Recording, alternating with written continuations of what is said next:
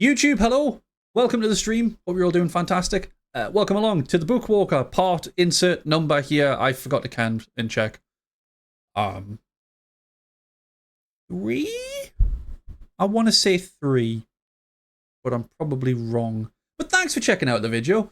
Don't forget, you can always do the usual like, comment, and subscribe.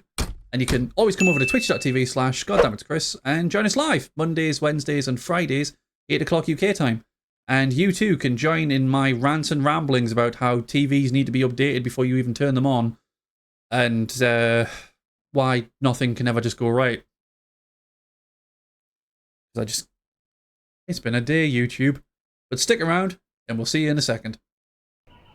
Alright, YouTube, we're in. We're hopping back into the book. We're stealing Excalibur, if I remember correctly. Like, we did the first bit. We should just be able to go straight up the elevator. Do you wish to ascend to the middle level, brother? Yes, I do. Kiflam, brother.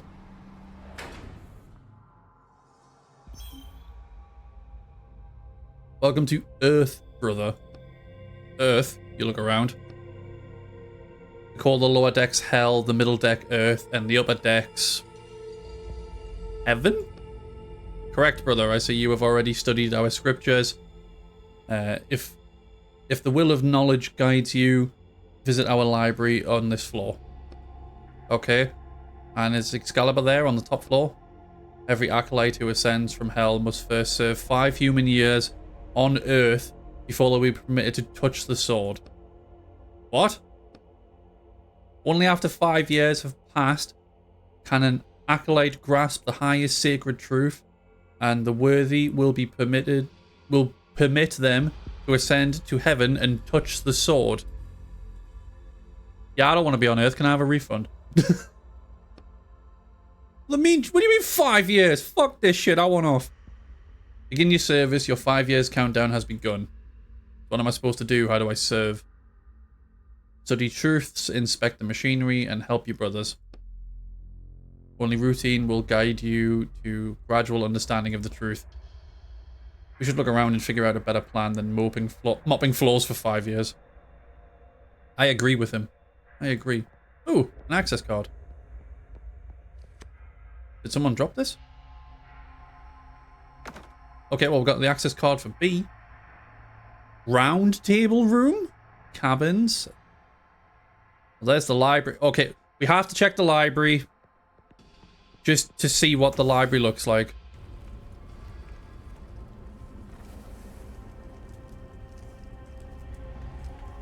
We're in hell. This is the bad place. That's not a library. There's damage here too. I guess the engine must have really flared up. You should hurry if the fire spreads to the library. All the scriptures could be ruined. Wait, where's my fire extinguisher?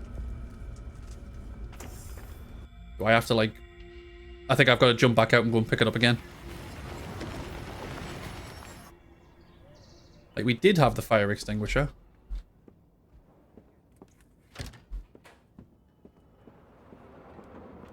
Is it still down here?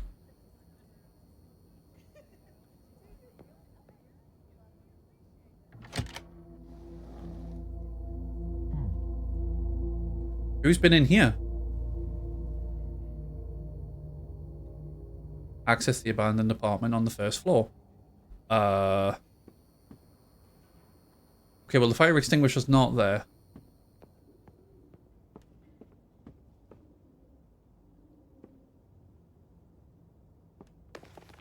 A blank book, my neighbor tried to start writing it.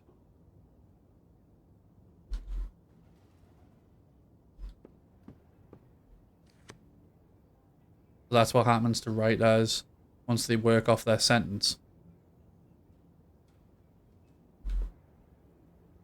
What happens? I can't see shit all. Are they dead? Like, is that like gashes in the bed? Can't tell.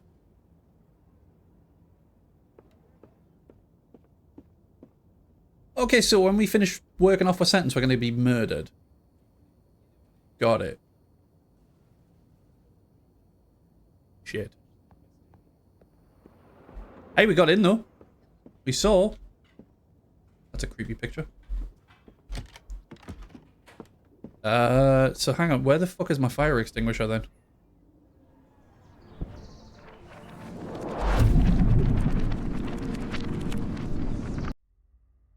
Maybe I still already have it? I mean, although there's a fire extinguisher right there.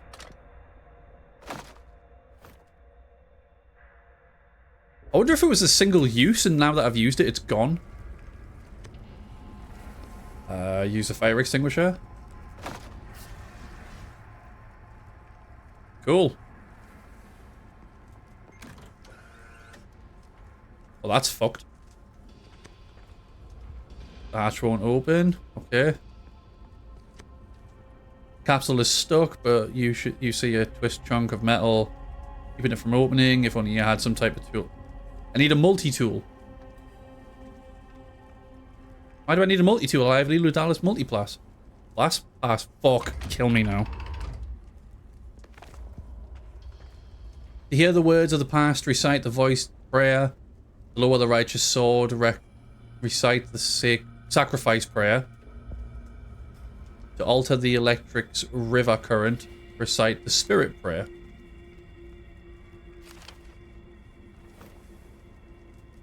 Oh, good. It actually gives me the notes and keeps it. Reading. If my hand, O worthy, prevents me from serving you, I will cut it off like a withered root. Let's write that down. I'll call it the sacrifice prayer. Are you sure? Are you sure you won't get them mixed up with such strange names? No, I'm sure I'll be fine.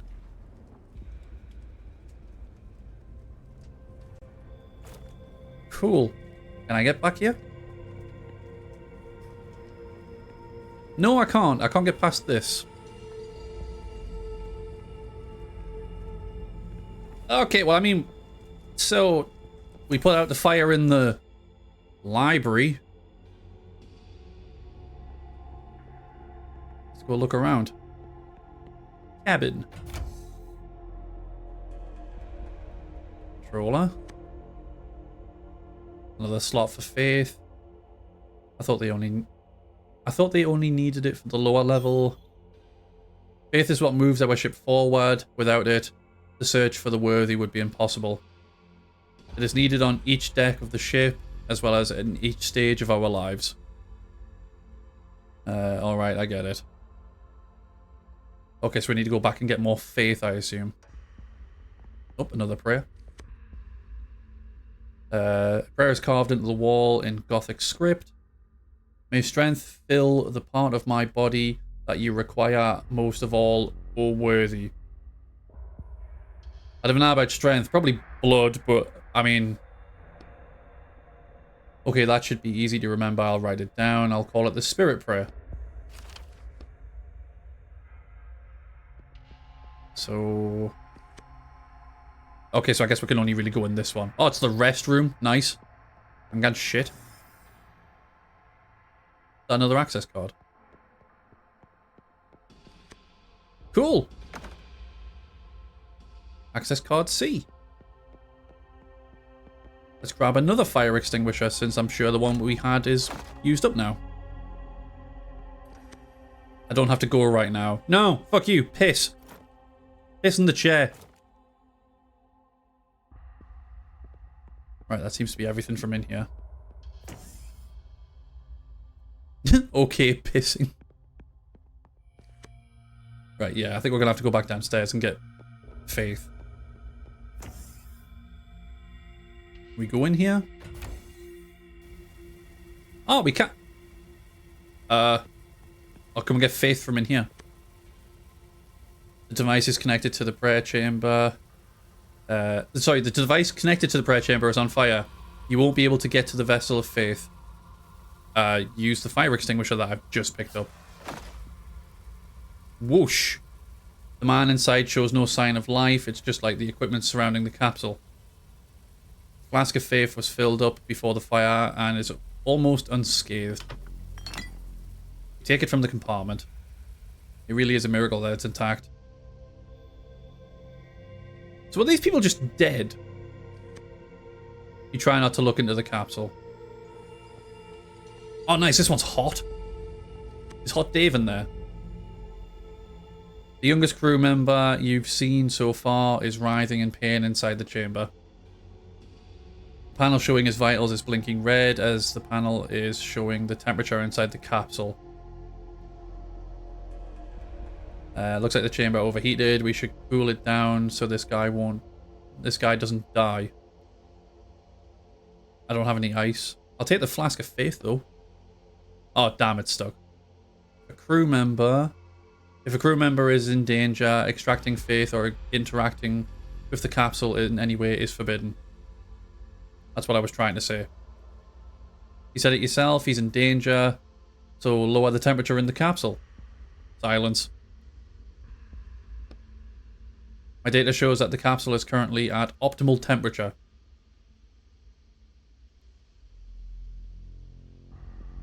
I think you might be fucking wrong there, mate. I don't know about that one, Dave. We get faith from this. An elderly woman. She's dead. The flask that is usually full is something I don't know. There's an old man inside the capsule. His whole body is shaking and his hands are grasping his chest and the suit as though they are trying to rip it apart. There's a phrase flashing on the panel. Heart failure stabilizer injector required. I'm going to have to find a syringe. Okay. Are all these people in capsules just dead? A dead man lies motionless in the capsule. Well, I mean, that answers that one at least. He's dead. He's dead, Jim. The flask of faith next to the capsule is completely empty. Looks like the crew started to lose faith in their mission. After so many years of fruitless wandering, I'm not surprised. Alright, let's move on. Yeah, he's just napping. Wait a second, look what he's holding. You open the capsule, and as steam escapes, you can see that the dead man's hands are grasping a tape reel. Take the reel. We should listen and see what's on it. I agree. And what about this one? Middle-aged man, the flask that usually holds faith is empty. Right, so we need ice and a syringe. Oh no, syringe is for that one, isn't it? That one's dead. That one's empty. We didn't actually look at the empty one, did we? I don't know what I was expecting. Does one of them happen to be... No, these swords belong to the ship's crew. Excalibur isn't here. It's supposed to be sticking out of the stone, remember? Alright. I mean, can I take a sword? For the crack? Everyone likes a sword. Everyone loves a slinky.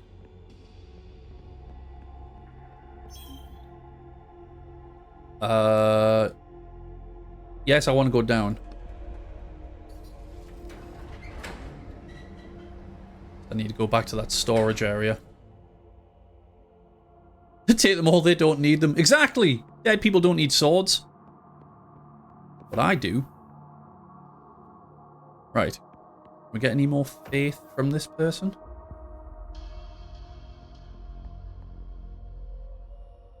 No, it's just slowly dripping in. Okay. Oh, nice. She's slowly dripping. Behave. Whatever she's reading must be good. Use card B. Unknown error. Access denied. Fuck you. Push the synthesis button. Synthesize object. Extract all that lot. Well, there's the multi-tool. We'll craft that. So we can at least use that. Synthesis button. Alright, no, yeah, that's all we can make at the moment. We get into C. Access granted. Dripping like a broken fridge. It's completely empty. I don't think anyone's lived here for a while. Cool. Nothing else of importance.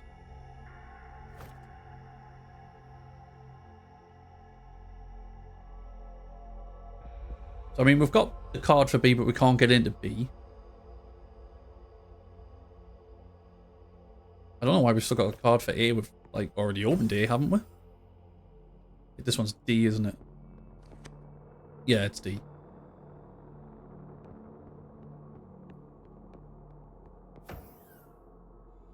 Yeah, that just lets me go back in. Weird. Alright, well, we'll head up. We've got the multi-tool now, so we might be able to do something.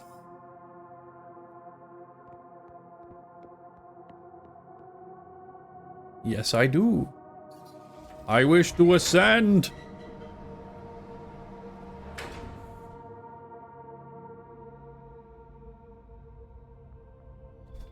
Right, well, we've got one flask of faith. We can go chuck in here first.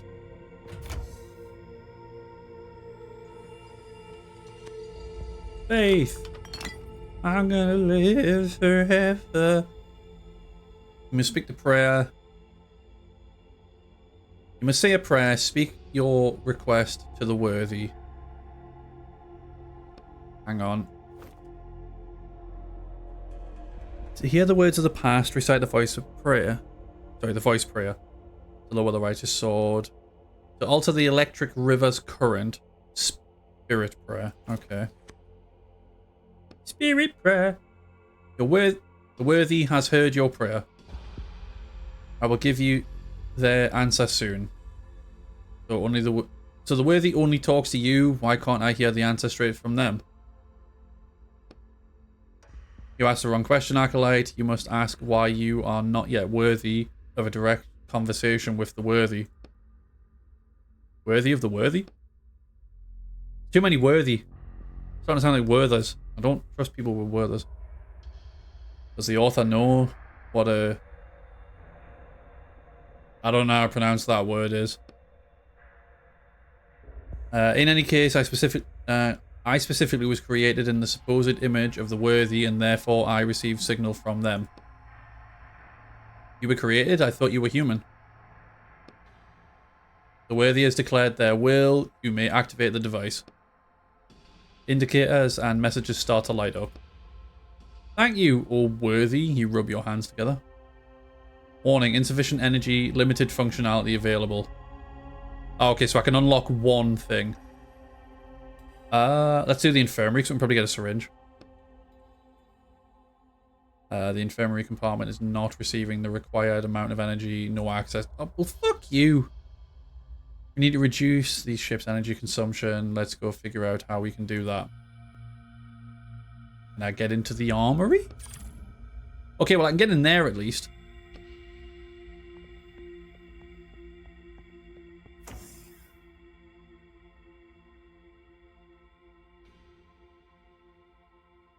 Bitches love cannons. On the side of this massive cannon, you see a control panel.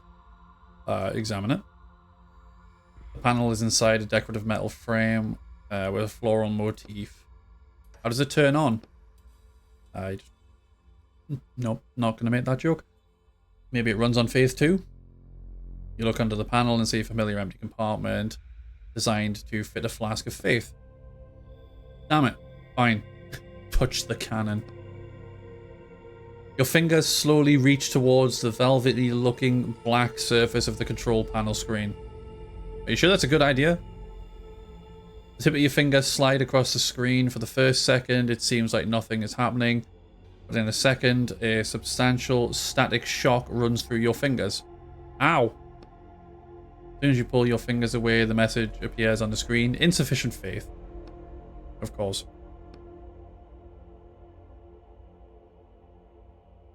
I got a shock from stroking a cannon. Sounds like a euphemism. Oh, cool, we can go in there. Another prayer.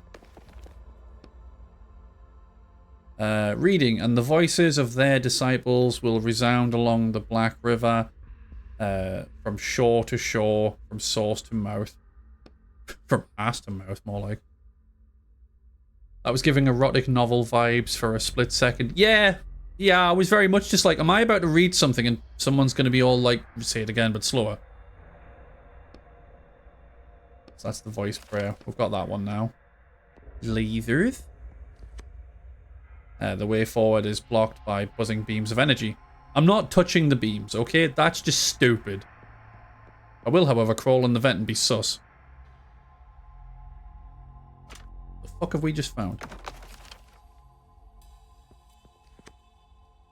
Nice. Bread. Part of a note. It underlines the fact that there was a sharp increase of suicides on Earth after our crew took Excalibur off the planet.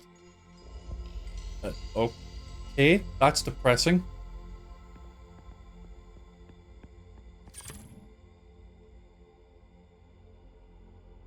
I think we push the button to unlock it. Ah, it's for B. B. For Bussy. Anyway, we can go back in there now.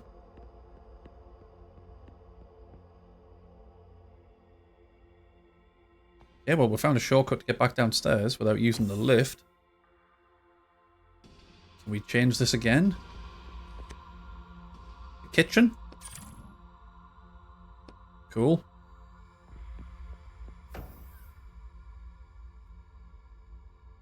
That looks frozen. Great. Oh, food.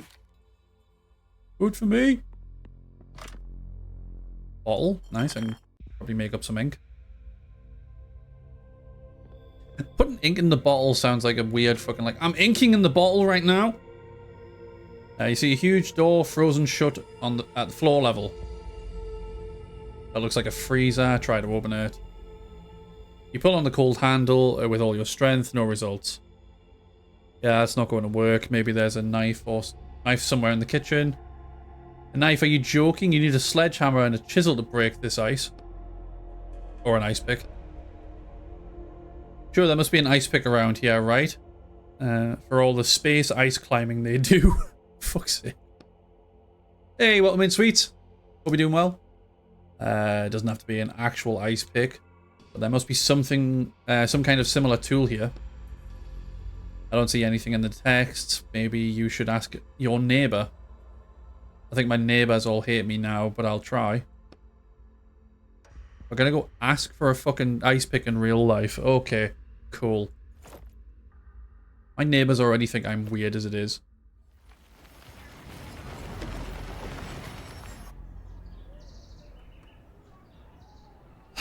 Hi, dear neighbor. Do you have a pickaxe or an ice pick? Fucking Popty Ping's going again, but there's nobody in the kitchen. Oh, more renovations. Oh, okay, maybe somebody is in there now. Knock on the door. Slow, tramping footsteps. Who's there? Oh, that's right, we just called this guy Ernie, because I can't pronounce that. Who? Ernie, your neighbor. I see. I'm looking for a pickaxe. Do you happen to have one? A pickaxe? What the hell is going on in your apartment? Renovations. More renovations? And where's my sledgehammer anyway? And my shovel? They're fine, I'm knocking down a wall and your sledgehammer got stuck in it. I borrowed your shovel to dig it out, but the shovel's got stuck too. I think the pickaxe is what I need to fix this. What an idiot. Let me go look. Noises. Loud noises. More noises. Yeah, just remember to bring it back. Thank you.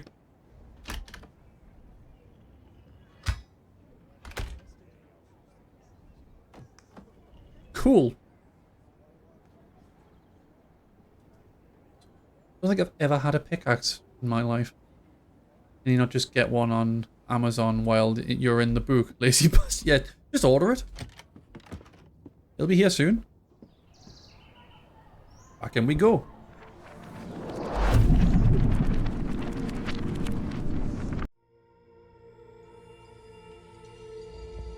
Okay, we've got a pickaxe. You raise the pickaxe over your head. Okay, here goes. Break the ice. I'm in. Ice block, baby! It said something about the ice being broken into tiny pieces. Ice breaks, but you find frozen food. Ice, that might come in handy. What for? Cool something down later, you'll find out. I already know. Use the pickaxe to break the ice. Well, do it.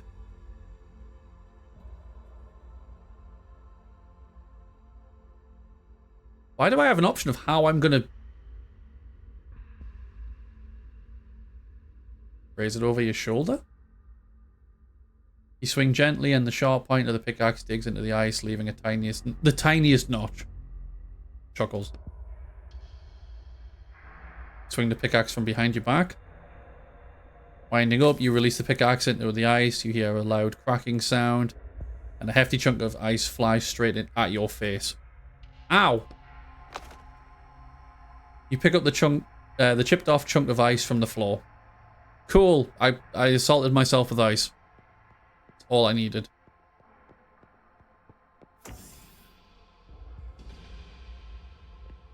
Let's go cool down that capsule. I like to imagine he just picked up that chunk of ice, put it in his pocket, and it's just currently melting.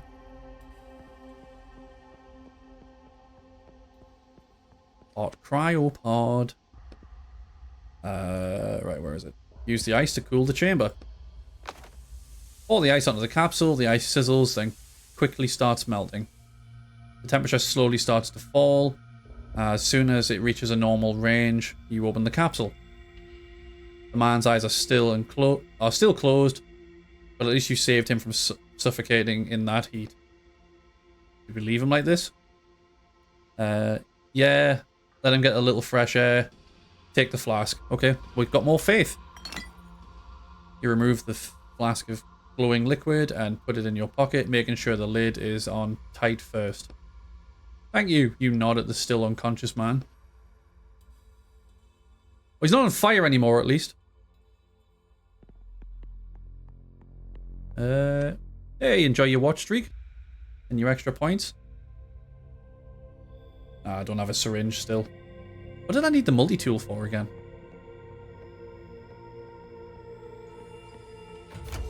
Was it something in the library?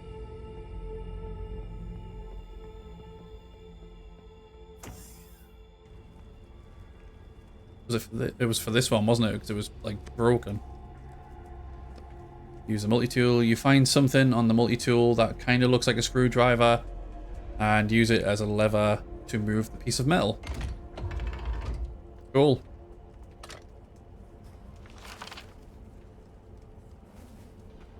Oh, that was it. Just... Cool. Never mind. Okay, that was totally worth. Where the fuck am I going to get a syringe?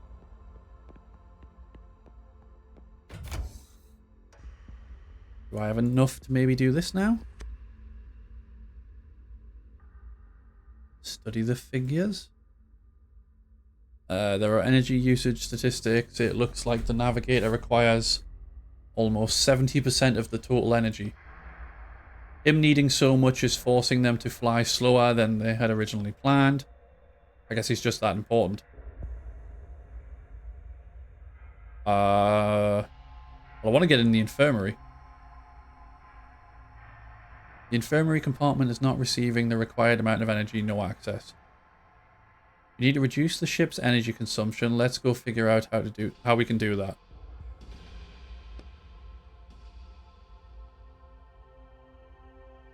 I mean, I've been in all of these ones now, apart from that one.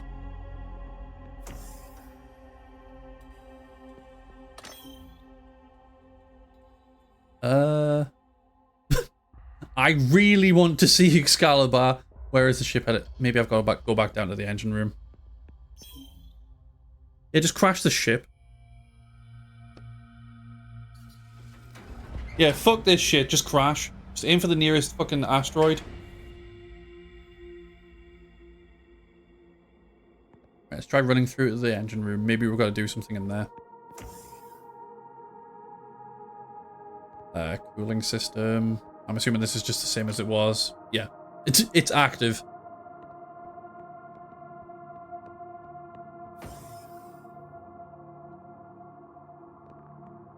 They're still dead.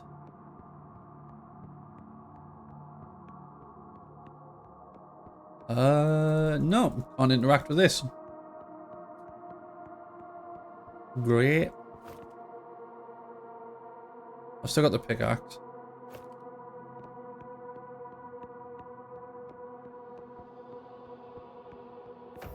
Can't get into D yet. Need to find a way to turn off them lasers. Back upstairs. Can I do anything else with the synthesizing? Oh, I can extract that lot. Make a bottle of ink for myself. Okay, we'll go up this way. Definitely nothing else in here. Nah, nothing that looks of it.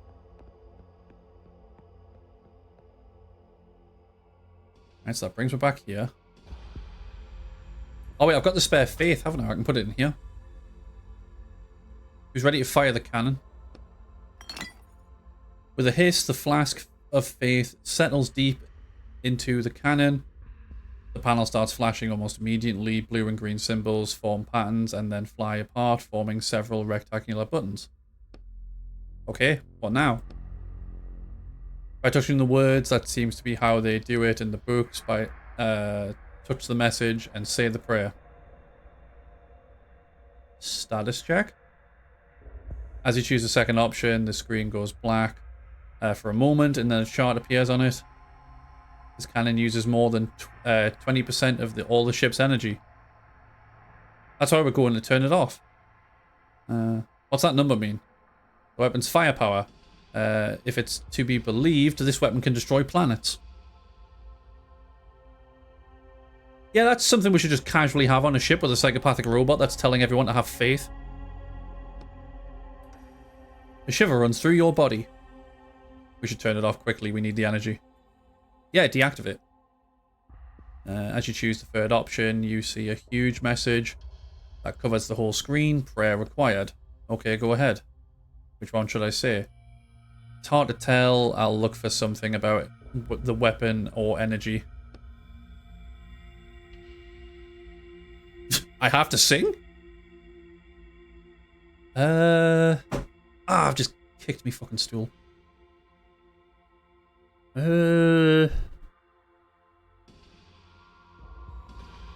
Leave. Hear the words of the past beside the voice prayer. Lower the righteous sword. Wonder if this is the righteous sword. Maybe sacrifice? Try sacrifice? If my hand or worthy prevents me from serving you, I will cut it off like a withered root. You hear a hiss and the compartment panel goes dark. The cannon has been deactivated. See? Wasn't that hard? I am a genius! Give me that access card. Chat, I can access D. Are you jealous? You got the D. Yeah, I do. And that's how we get into this bit. Audio reel. Thank you. It's jammed. Can't be opened. Looks like someone's already took the audio reel. Hey, would you believe? I have 2 audio reels on me. To activate the playback device, insert faith into the compartment on the panel, brother. Why is it always faith? You really should understand by now that all the equipment on here runs on it. Right, okay, so maybe if we go back upstairs now, we should be able to reroute power for the infirmary since we've turned off the cannon.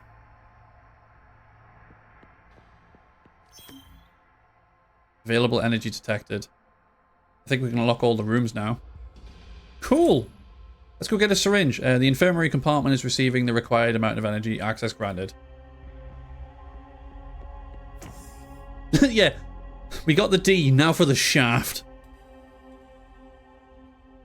Chat, never forget the balls.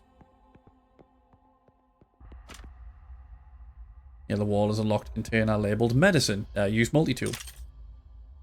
You find a long probe on a multi-tool that you might be able to use as a lockpick. As soon as you insert it into the lock, something clicks and the lock opens up on its own. It picks the lock itself. You look at the device proudly. Cool! Medicine. Panel. You're standing in front of a huge shelving unit. The control panel next to it is illuminated. The first thing you notice is 3 blue numbers in the middle of the screen. Touch the first number. Beep.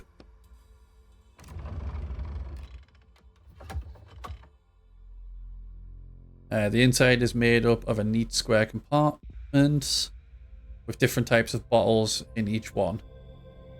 You pick up the closest one and read the old-fashioned paper tag.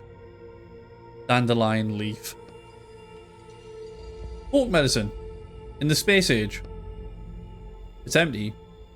You put the flask back on the shelf. How about we check the other compartments? Sure. What about the second button? Beep.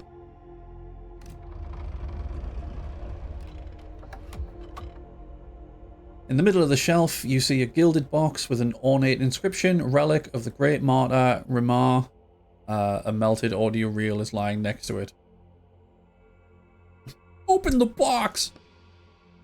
No way, I don't think it's a good idea to touch sacred relics on the ship where there's a crazy head that shoots lasers. You know what? That's fair. I'll just take the reel instead. You take the melted reel in its current state, you won't be able to listen to it. Something written here, but it's hard to read. Sacred truth, maybe? Sacred truth, isn't that what the navigator was talking about to get to the top floor? We need to restore this and listen to it as soon as we can. Yeah, we can go downstairs and do that. And let's touch the third button. Beep. Beep, beep, beep. Dozens of mean-looking metal syringes stare up at you from under their glass caps. They are each filled with a greenish liquid. The label on the inner wall reads stabilizer. I don't know how to inject people. You're lucky I'm a doctor, thinking. But actually, I guess you're not that lucky, since I don't have any hands. Oh, you remembered something about yourself. Yeah? Yeah? Anyway, I'd feel more confident if it was some kind of spray or gel. Looks like you'll have to learn a new skill today. Fantastic. You carefully lift off one of the caps and take the syringe. It cools your skin and fits comfortably in your hand. Let's go back to the old man in the capsule. Yeah, let's do it. But first, a stained medical chair. A medical chair stained with something red.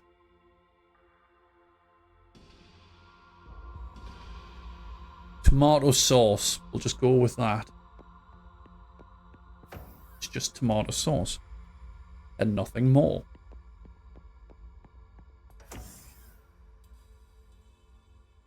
Right, let's go help this guy. Sir? Are you okay? I mean, he's clearly not, but use a syringe. You have the syringe and you're all ready to save the old man. Inject him quickly. I've never done this before. I don't think the needle can pierce the glass capsule. There's a catheter. Ooh! Please tell me it's not where I think it is. There to the left, under the panel. Just stick the needle in there and push out the medicine. A shiver of relief runs through your body as the medicine dispenses into the capsule. The old man's condition starts to improve before your eyes. Wait. Cross your arms over your chest and wait. The old man's convulsions gradually stop. His breathing evens out, and his fingers stop tearing at his clothes. There we go. He looks happy now. Well, he looks okay now.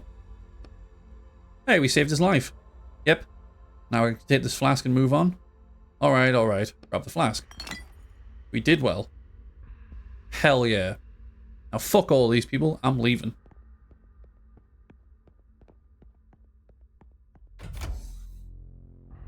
So, go back through here first. Oh no, wrong one. How did we get downstairs to the other thing again? Where did I go in to get to the vent? Oh, I was in the cannon room. Fuck, it's the armory. Yeah, I need to swap to the armory. Thank you. Although I've got card D now, why am I doing this? Oh wait, no, I haven't been to D yet. I'm getting my rooms mixed up. What's this? Okay, insert a flask of faith. Put the flask of faith into the compartment and it gently slides into the machine. You must say a prayer to speak your request or with. Which fucking ones are going to be this time? Ooh, that's like a full heal. To hear the words of the past, recite the voice prayer. Right, okay. Voice prayer. Worthy has heard your prayer, brother. You may activate the device. Thank you, O Worthy. Looks like we can use this machine to listen to audio reels recorded by members of the crew. There might be some useful information on them. What wonderful technology. Just an ordinary audio player. Wasn't there anything like this in your book? No, although considering where we are now, nothing should surprise me. You look at the audio player device, the control panel is to the left, and the rear slot... Sorry, the real slot is to the right. Let's insert number 1 first. Processing. You hear an old woman's voice coming from this crackling speaker. I remember reading an article criticizing our mission, even before we set off. I want to record the author's thoughts before I forget.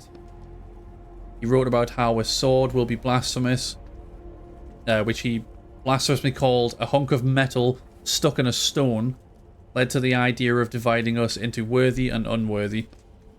Gradually, people who understood that their chances of being found unworthy were extremely high found a way to avoid the test, coming up with crazier and crazier excuses to keep from being stigmatized as unworthy. This hunk of metal, which allegedly got stuck because of shifting stone slabs, caused a general altercation.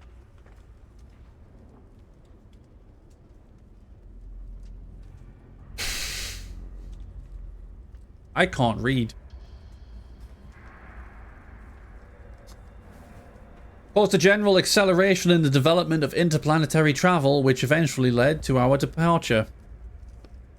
However, sometimes even I begin to wonder. The recording cuts out. Okay, let's listen to number 2 now. Thank you, Matt, for behaving. Processing. Warning, the material you're about to listen to was recorded on Earth, and we consider it to be against our faith and our mission.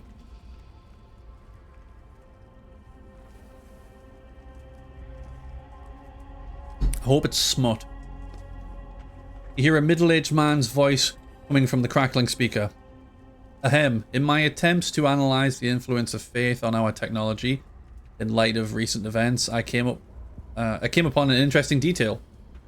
After all, behind all technology stands the Lent machine, which has proven 2% error rate. That means there's a 2% chance that the base algorithm that every machine, every computer is built on is capable of making a mistake or failing. The uncertainty of the unpredictability that this fact imposes on seemingly faithful and reliable machines creates space for superstition. What if I pray and the mistake doesn't happen? What if I perform a ritual, cross my fingers, and the mistake doesn't happen? Recording ends. Cool. Right, let's go fix this other one. And I guess we'll be able to listen to that, and it's going to give us the answer to get up to the top floor. Actually, no, just go in this way because it'll be quicker. Instead of going down the lift and everything.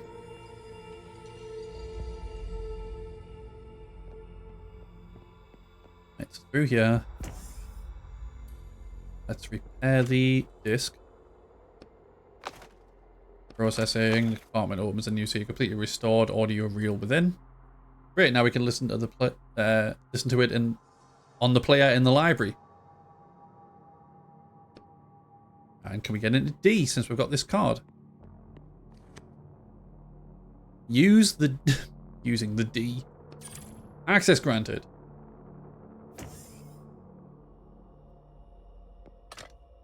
Right, some bits and pieces.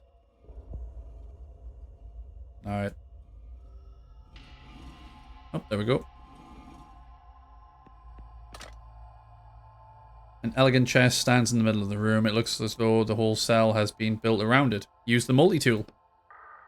Red light starts glowing on the device. Another one, exactly identical, lights up on the chest. You bring the multi-tool close to the chest and it opens on its own. How convenient. What's inside? Shite. I mean, there's a health kit. I'm sure I'm about to need that.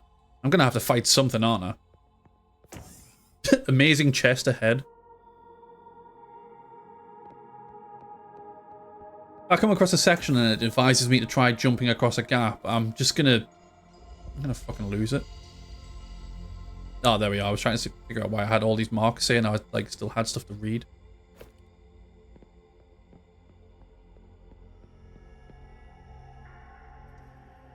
Right, head back through here. Let's go listen to the reel. Real Slim Shady. Insert restored reel. Processing. You hear an old man's weak voice coming from the crackling speaker. "O worthy, I pray to you. It is not your strength I desire." Alright, you write down the words on a piece of paper held against your knee. "But the responsibility that falls on one who is bold enough to raise a blade above themselves." Voice cuts out, then you hear the sound of an elevator opening and the navigator voice from the far off. Is this the sacred truth the navigator was talking about? If it is, then we won't have to work here for 5 years. Alright, let's go to the elevator. I think we should be allowed up to the sword now. Cool. Please stand up. Hey, welcome in, Caboose. Please stand up. How's things though, dude? Sorry, taking a moment to stretch. Oh. Ooh. I'm not going to stand up though, I'm a lazy git. Also, if I stand up, it'll just be my gut on camera and no one wants to see that. No one wants to see fat man gut.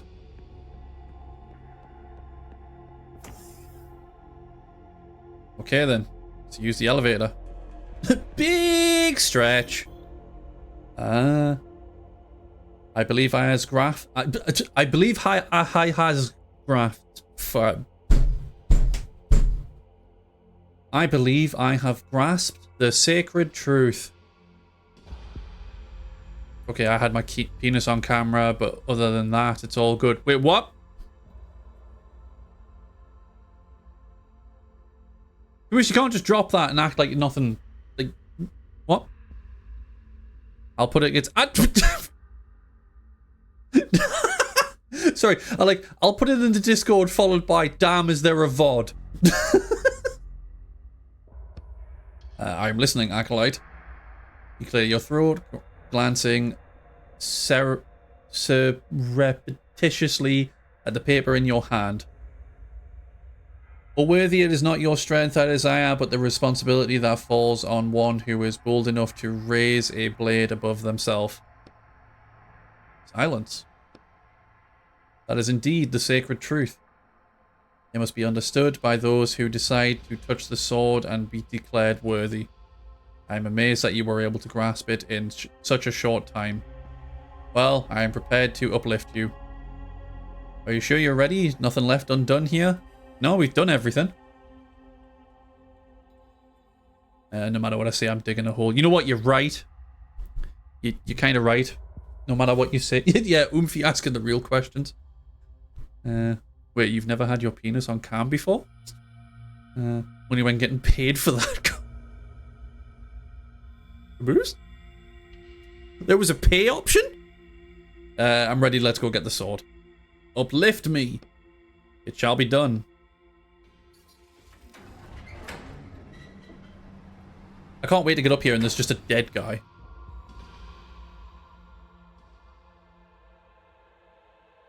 The upper deck. Oh, hang on.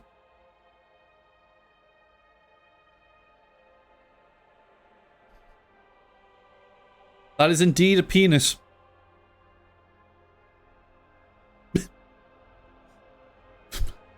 Chris, why do you look so unimpressed in the picture? Have a quick check of the server room before we go towards the chapel gate. Sign. The door is locked. A sign says Supreme Navigator. Ah, so that's where they are. It's a mighty fine specimen. 'Tis indeed a large specimen. Acolyte Ernie. What now? You said we could touch the sword. That is true, but you have given a more important task right now. Go to the navigator's cabin. First, can I just... You notice the panel sliding back on the wall to reveal the weapon hidden behind it. That looks familiar. You automatically touch the back of your head. I'm going. This thing's just Hal, right? The fucking utter disappointment in you right now is unreal. I thought I was going to see your pain. I wanted to see pain. Highness. Navigator? That huge thing. Why did you summon me? Well, besides to kill me, obviously. I need you to change the ship's course. Change it? Can't you do that yourself? I do not have the authority. Only the crew members can confirm the decision to go back. Go back? What about the search for the worthy? Most of the crew has lost faith in our goal. Is that why you killed them? I simply made several harsh decisions based on purely economical reasons to reserve food and oxygen for the more useful crew members. Alright, Hal. Listen, the only thing I'm interested in is the sword. I permit you to touch it if you confirm our course change.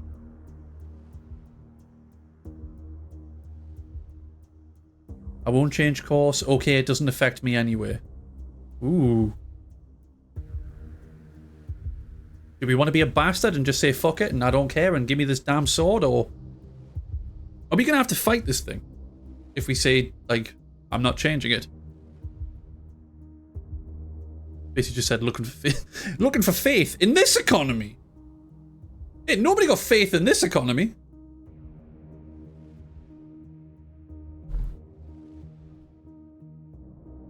Fuck around and find out. Yeah, fuck it. I won't change course. And I'm afraid you are no longer needed for our mission. We'll see about that. You roll up your sleeves. Fuck me, that's got a lot of health. Shield.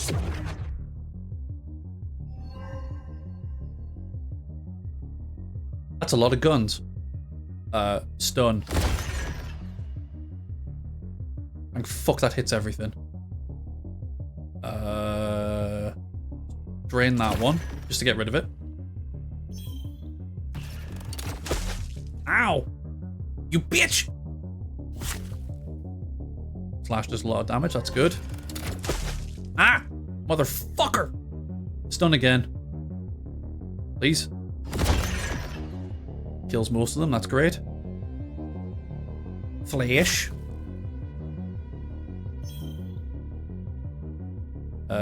Stun again, because it's just broken. Get some ink back. Slash again. Let's heal a bit, just for safety. And let's just kill it. I'm assuming that's gonna... It didn't break all the guns. Thank fuck most of them missed. Stun. Get fucked, plebs. Please. Drain. I don't have enough for drain, do I? Slash. Nah, fine. They keep missing. We were allowed to stab. Sinner, the worthy will punish your soul. The navigator's core flares up from within. Sinner. Sinner? Sinner. Sin. Sinner. Dinner. The navigator's voice cuts out in the middle of the words. Suddenly, a siren starts sounding. Get to the sword now. He's awakened the whole crew, and they'll be here soon. Reserve power activated. Total system reboot in 3 minutes. Hurry, Ernie. Get that fucking sword and go. I'm sinning right now. Best I can do is a little belief. Yeah, I've got any faith, but I can believe a little bit. Warning, sinner on the upper deck. He's already back up. No time to waste thinking about that. Head for the sword. What I'm trying to do. Sword me, bitch.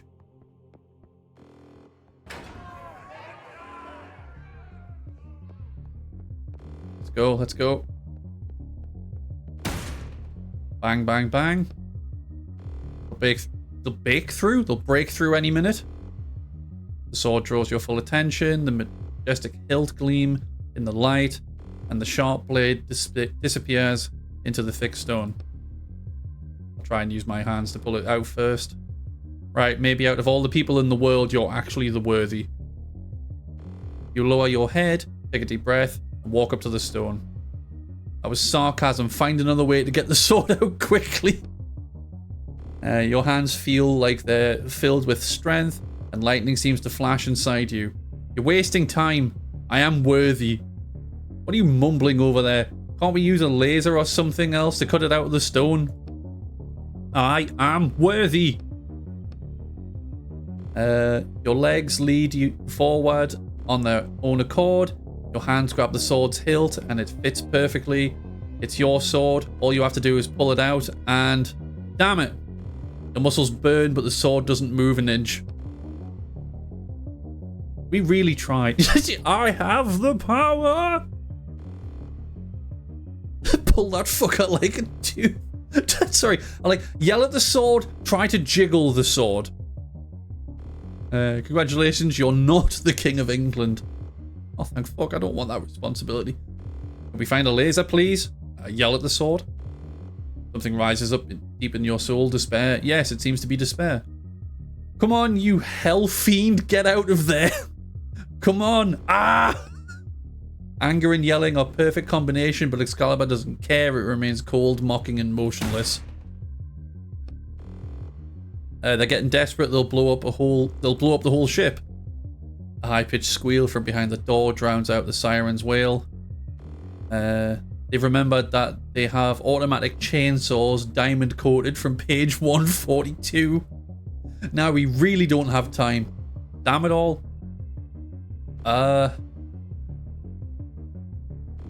Use the pickaxe? The pickaxe glints in your hand. You wind up and strike the edge of the stone. A big ragged chunk falls to the floor with a crash. That's kind of unfair, but pretty efficient. I need to get the sword at any cost. The shouting behind the door gets louder. Pickaxe striking sounds. The sword lurches forward and you throw your pickaxe aside and manage to catch it at the last second.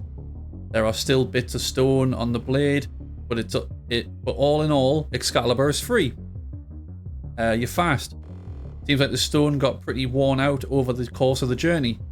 You try to raise Excalibur triumphantly, but it's too heavy. Besides, the saw-shaped teeth are tearing apart the thick steel doors right before your very eyes. Time to get out of here. Time, you grasp the sword with all your strength, to get out of here. Time to leave the book. Did we just leave the pickaxe? Yeah, the pickaxe is now king. I was about to say, the fucking sword's not fitting in that small compartment. You know when it said there's still bits of rock on the sword?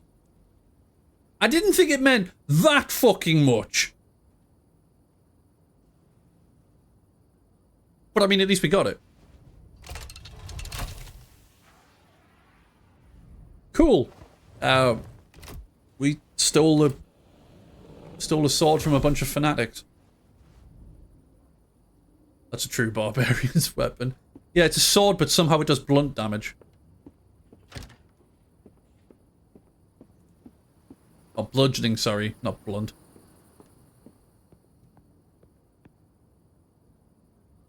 It's not broke this time. Did you get the item? Yeah, I got your item. I got your item right here, grabs crotch.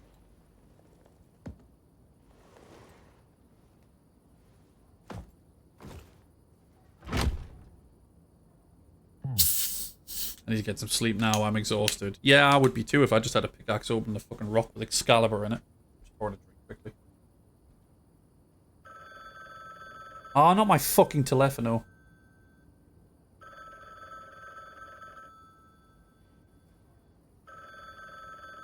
I'll get there in a minute. Go away, I don't want me. Stop ringing me. I'm gonna unplug that thing from the fucking wall.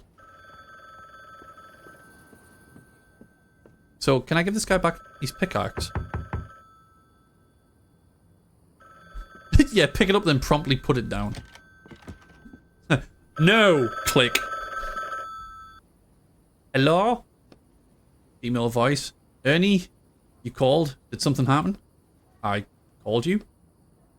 Yeah, I was away for the weekend, but when I came back, there were 15 missed calls on my machine. I figured something must have happened to you. Damn, looking around at the empty bottles. I am sorry, I don't know what came over me. I apologize for bothering you. Don't worry about it. Well then. Bye, I guess? Yes. Goodbye. Hangs up.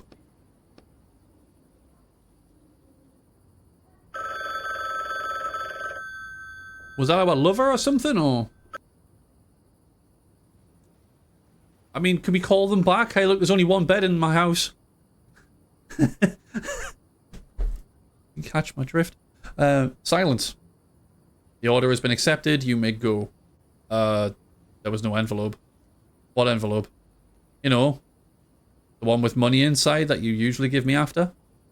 Last time you ruined an order that cost me £600,000 sterling. How much?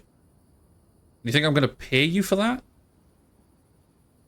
Think of it as compensation for my losses. Hold on, you paid me 1,000 per order. That still leaves you with so much money. That's all I have to say. Hangs up. What a dick. What an absolute bastard. Oh well, time to sleep.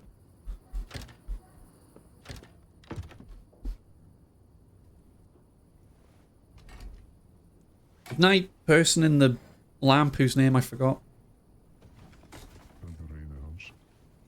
It has indeed been a rough day. A tough day. An absolute bastard of a day. A week later.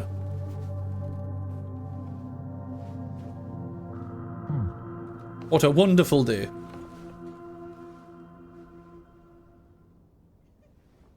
Oh, I heard laughter.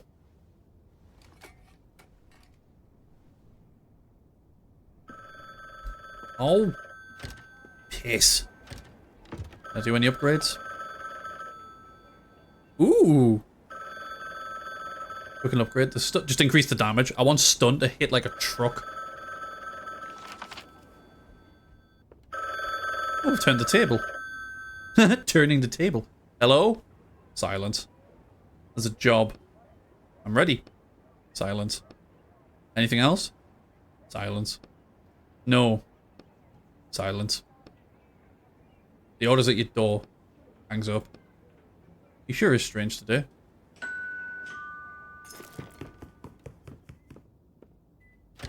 Stop running away. At least say hello next time.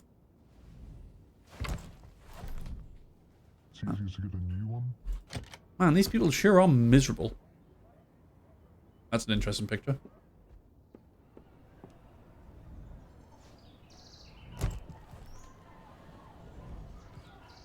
So, what are we stealing this time?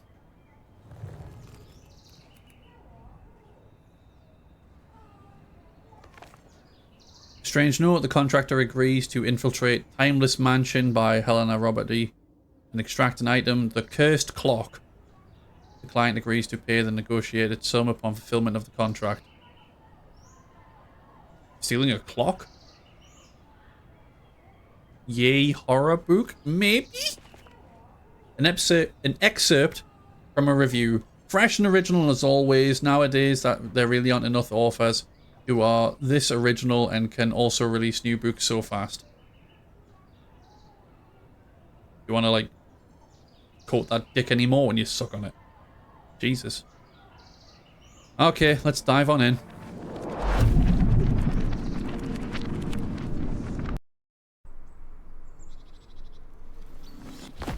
Ah, my legs. Oof. Finally, I land on something soft. Ahem. Maybe too soft. Stephen King in shambles. Ew, you examine your souls. So, how did it go? I think successfully nabbing Excalibur really redeemed me in the client's eyes. So now you'll get easier jobs, no more killer robots threatening us? I hope so. We're supposed to find a clock of some sort. That doesn't sound too complicated. Ready to get started? Let's do it. Let's do this. Wait, why is it listing that there's something... There's nothing in my bag. Walk off into the dark. Oh.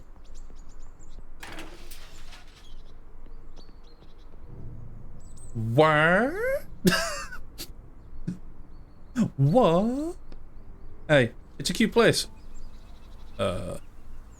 Yeah, Luigi's Mansion theme starts playing.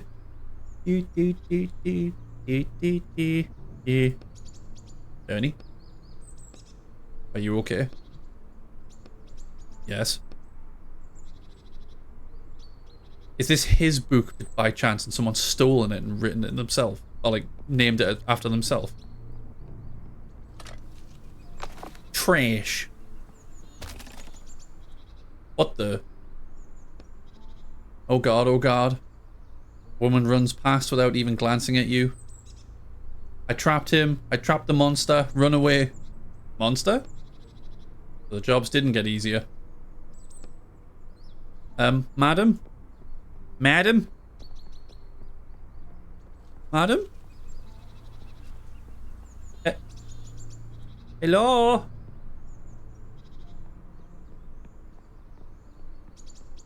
I'm sure it's nothing. I'm sure it's fine. The only thing we have to fear is fear itself. And monsters. Door. Water pipes. Aldrish's pipes run along the wall. Examine the pipes. One of the pipes is dripping. Actually, the water is full on flowing out of it. Too late to save this pipe. Ruined staircase. The steps collapsed under their own weight. Door! I hope there's a Resident Evil lab in this mansion. Yelling into the air. Damn girl, get back here and let me out. I'll find you your friends too. Do you really think this cage can stop me?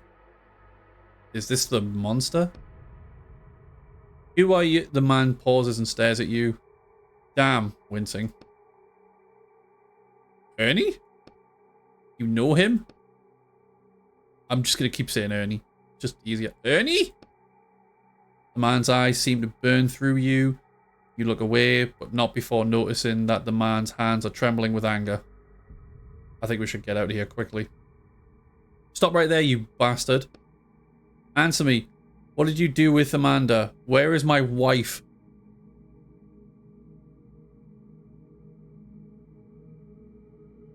What?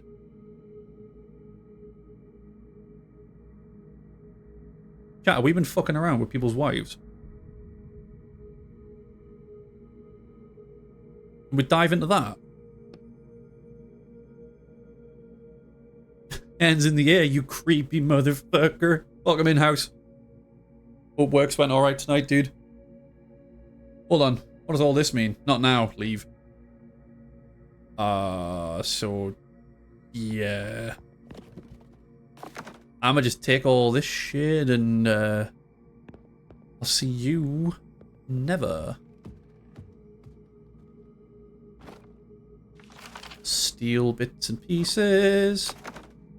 I'm sure they'll come in handy. The window's boarded up tight. It's locked, it won't open without a key. Go to the hall.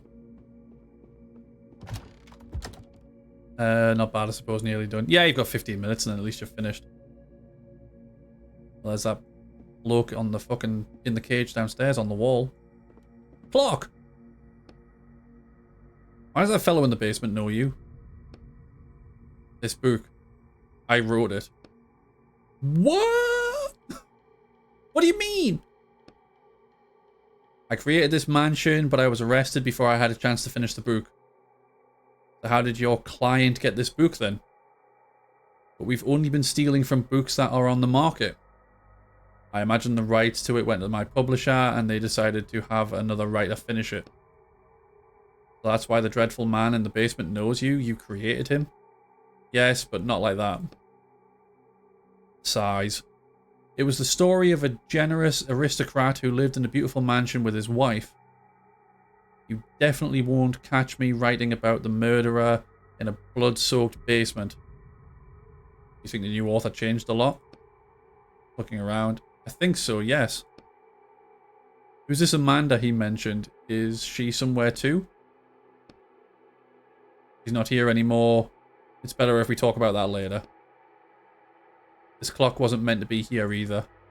Let's take a look since it's what we're here for. You see an ancient clock. The steel frame around it is covered in small inscriptions, some of which are impossible to make out. There's something written here.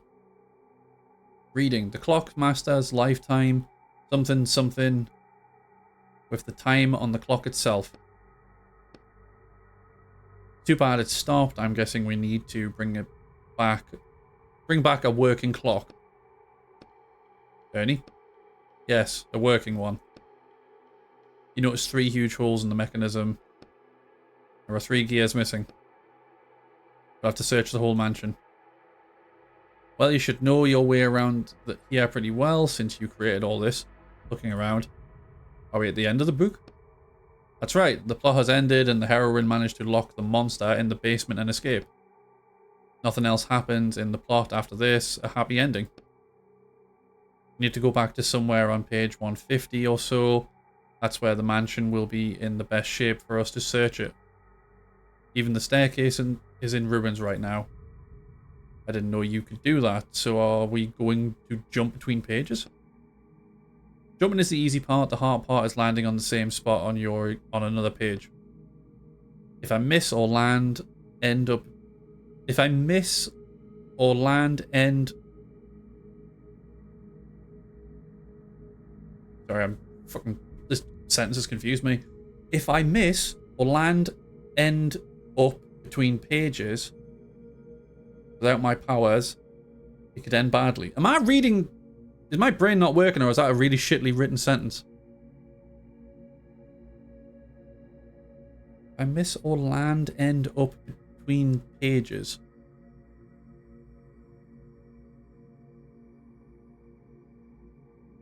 Terrible game, don't buy it. I'm joking.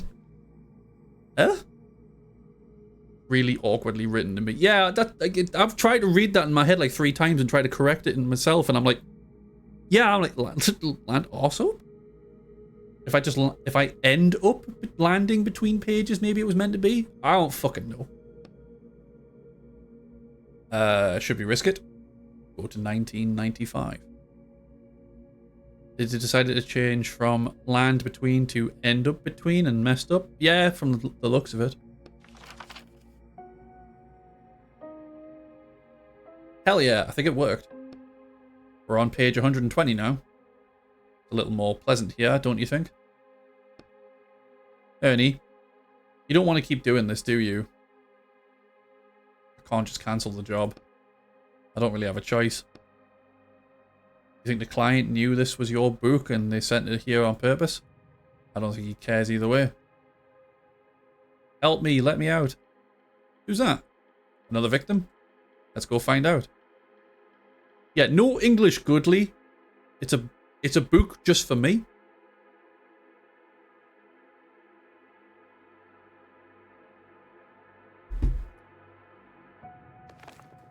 Portrait of the house's master before he changed. Oh, good, we've got a construction spot. Extract those. Oh, fuck, I've got no metal or crowbar parts. Right, we'll keep searching. We'll be able to make some tools. We're bound to fucking need tools. I need my tools. We go under here? Oh, we can. Go to the kitchen. Well, that looks creepy. The cabinet is locked tight. The door won't budge. Right, well, there's where we need the lockpick for. Fireplace. This wall spins, doesn't it? The master is clearly not the modest man. Oh, okay, no, I guess it... Maybe it does, maybe it doesn't. Maybe I've got to do something at some point. Let's head back this way.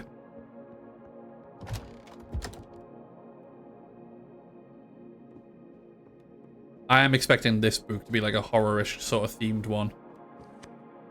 It's locked. The master didn't want to let anyone out. Let's go this way.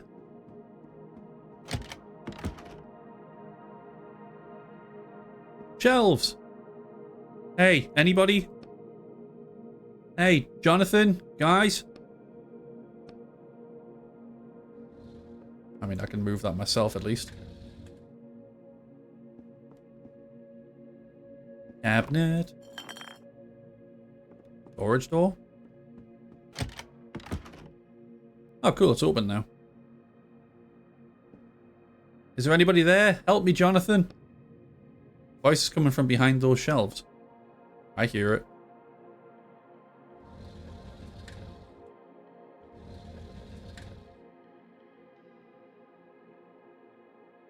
Let's see if there's anything else to interact with. Oh my god, who are you? That's not important. Alright, my hands. She draws your attention to the handcuffs behind her back. How did you end up here, you fiddle with the handcuffs? My brother and I were looking for something. Oh my god, Jonathan, he's still around here somewhere. Promise me you'll find him. We'll see. I ain't promising shit, bitch. I want out of here. By the way, you haven't seen any gears around, have you? Big one for a clock. No, sorry. It's okay. Although when I was searching the study upstairs, I found a secret compartment in the desk, but it was empty. What do you mean searching? Did I say searching? I must have misspoke. Alright, I'll check it out later. You finish fiddling with the handcuffs and the girl is finally free. Thank you. She rubs her freed wrists. Well, an awkward silence falls. I think it's time to get out of here. I'll take care of your brother. The girl nods briefly. She looks around the room for a second and with barely noticeable disappointment disappears behind the door. More of your characters? They seem fairly well written. Really bad at lying though. No, I don't know her. I did not write this one. Plain writing desk stands against the wall. There's nothing of interest on the desk or in the drawers. Not in this time, at least. We're going to be fucking around with time. Of course, when we're in a book about a clock, we're going to be fucking around with time. We go down to the basement.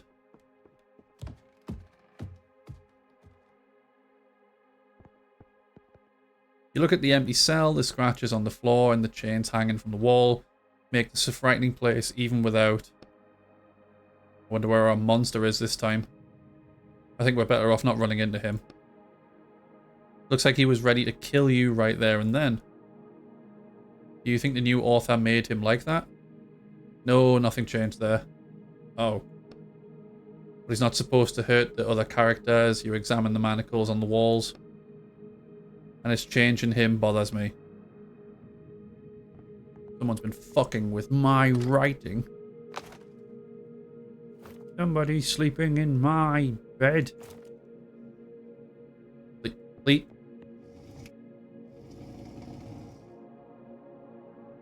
Just want to have a look, see if there's anything of use. Right, we need the crowbar for in here. Okay.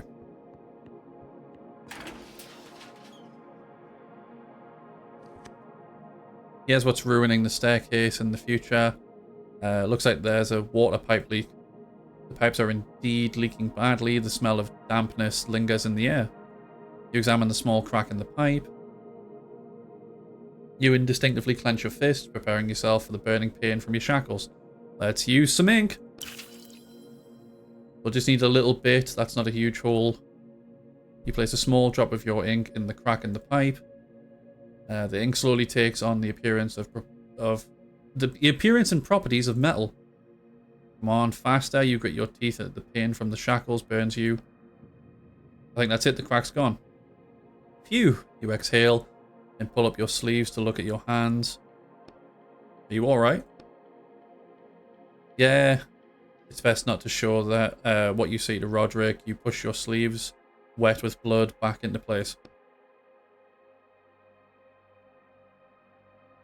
Are we gonna die? We should go check on the staircase in the future. I hope this works. Sure. I think I just gotta go back to the clock in the middle to do that. It's locked. The master didn't want to let anyone out. Yes, eventually we're gonna die. Or you mean in game? Sure. Let's go with that one. Hang on, can I go up there first before we do this?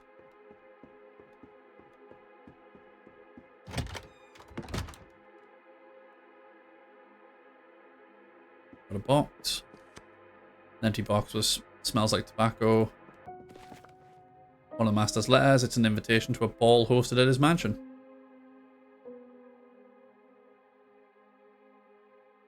I invite you to my ball.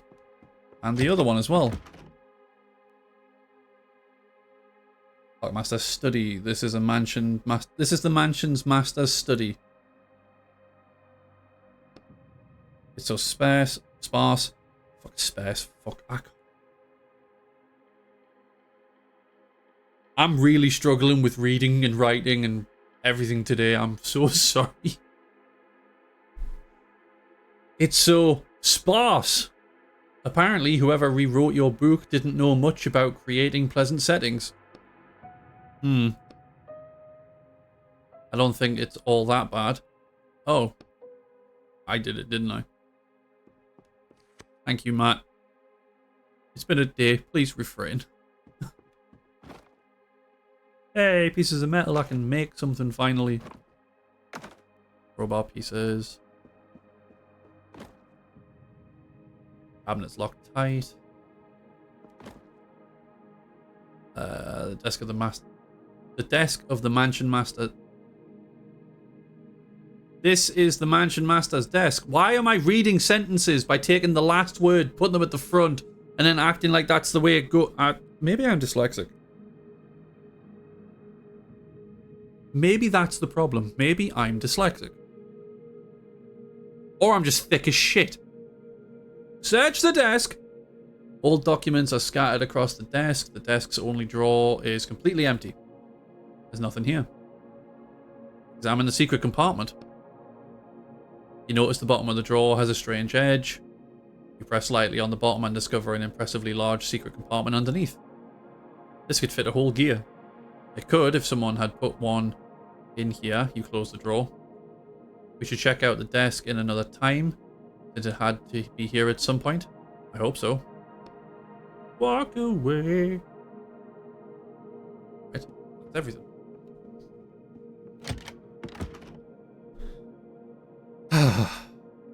Okay. I guess we're going to be time jumping again. Actually, wait, no, we can go check the kitchen because we've... Wait, did we check the kitchen in this time? Yeah, we checked the kitchen in this time. Go to 2000.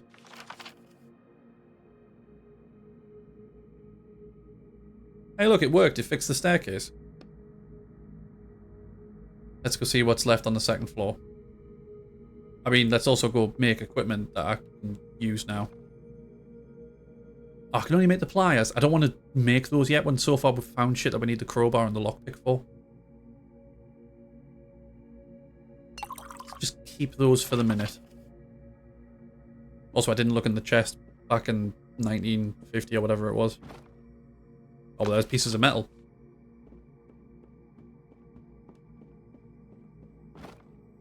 So, lockpick. Right, we've got that now, so hang on then. If I go back to 1995... It's not 1950, it's 1995, you fucking moron. Crowbar pieces.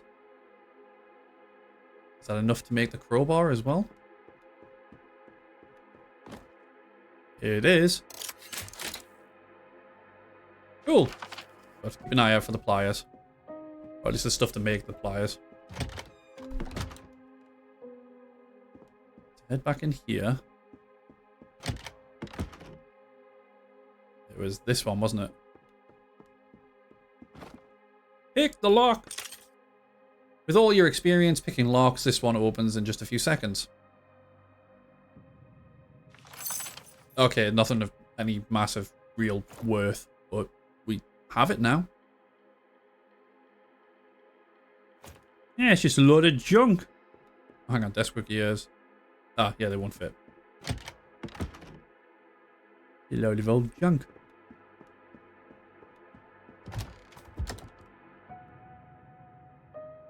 Put my drink in the other hand and then I continue to play.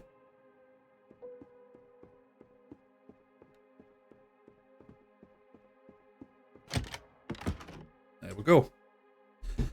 Right, we needed the crowbar for downstairs. To the boxes.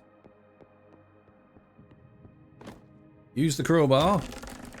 Not standing on ceremony, you pry open the boxes with a crowbar. Mushroom, mushroom.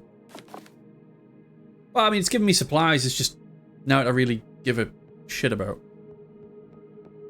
I want useful things. There was nothing we could do in here, was there? Or was there? What was the crack with this writing desk again?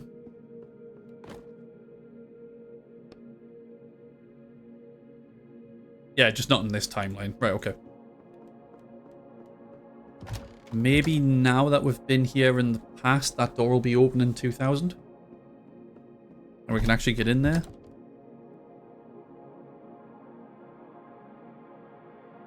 Imagine writing hate mail on that bad boy. Oh, the dream. I want to send fucking like horrible hate mail to somebody on a writing desk like that. Just for the experience.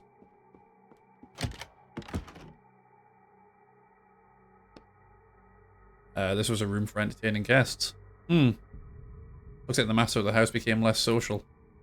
And his definition of entertainment changed too. Oh, that's blood. I mean, it looks like blood. And there's where we need the pliers. An old dusty parcel is lying on the table, tied tightly with twine. Twine? Just writing cunt in the finest calligraphy. Dearest cunt, I hope this letter finds you in poor taste.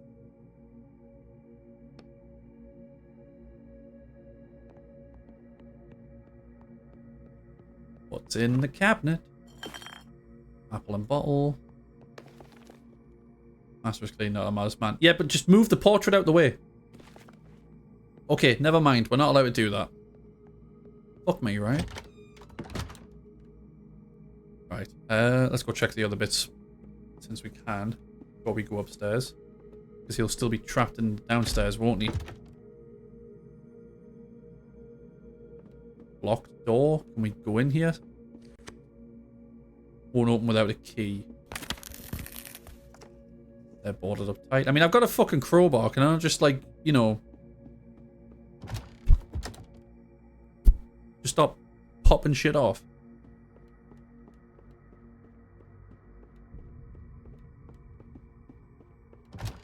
Okay. What's up here? Oh, fucking hell, this room looks a lot different. Oh, more pieces. Need to find tools and we should be able to make the pliers. Well, this room is fucked. Oh, there's my tools. Take those. Examine the secret compartment. Range edge. Press lightly. Discover a large compartment underneath. Bingo! One of the gears you're looking for is inside. Too bad there's just one. Take the gear. Put the gear in your pocket. Let's put it in the clock. Then we'll look for the rest. Also, we have to save that girl's brother, who should be somewhere in the past. So much to do. So much to see. Something, the back streets. You'll never shine if you don't glow. I don't know the lyrics. Apart from the literal chorus. Oh. Aye. A man is standing in the hallway holding a strange walkie-talkie and flipping various levers on it. Mariah, come in. Damn it, Mariah. The only sound coming from the walkie-talkie is static. The man taps angrily as though hitting it will help. Damn, I think you noticed the man's police hat. The man suddenly turns around and you see his face is made of paper. Oh. Stop right there, breathing heavily, measuring you with his eyes. He raises his walkie-talkie to his face. For the record, during a routine patrol, Sergeant Kiko Brights encountered an unlicensed Bookwalker. The hell with you, he notices the walkie-talkie still isn't working. How can I help you? State your name at the very least and remove your disguise. Why the hell aren't you saying anything? State your name and I'll note it down for mitigating circumstances. Don't make me use force. My name is Robert Potter. I mean, James. Yeah, James Potter. I mean, I reckon the unlicensed Bookwalker refuses to state his name and is lying to the officer. He is also concealing his face behind a mask. Get that off right now. Maybe it's best we do what he says. If he finds out who I am, he'll find me in reality, and that'll be the end of me. And you.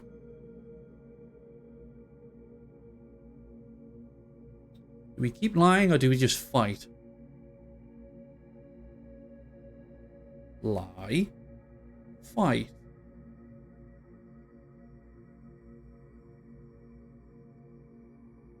Always lie. Always be lying. I don't know what the problem is, officer. I'm a licensed walker and I'm here by the order of my publisher. Oh yeah?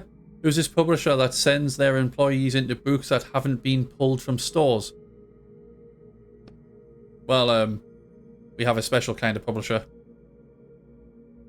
Be gay, lie, and eat hot chip. Fuck's sake. Chip. All I can think of is that TikTok now with fucking Mr. House from Fallout. The man starts striding towards you, unbuttoning his uniform jacket as he approaches you. You raise your fists, preparing to defend yourself. Too bad Mariah's not here. She really loves beating up thugs like you. For the record, commencing neutralization. Okay, well, fuck you. Stun. Yeah, get shit on.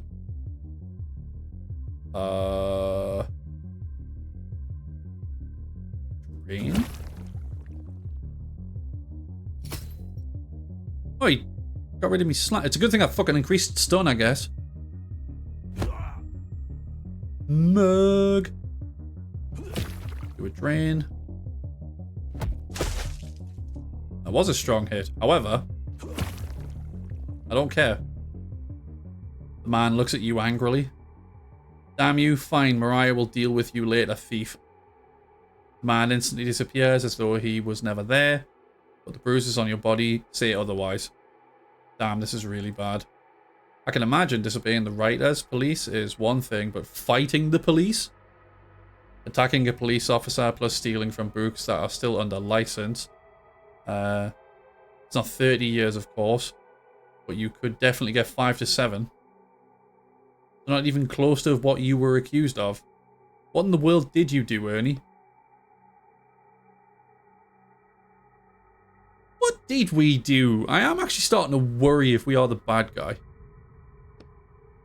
Hold on. You also said you hadn't finished the book you were arrested when they arrested you. Which means something happened here in this mansion.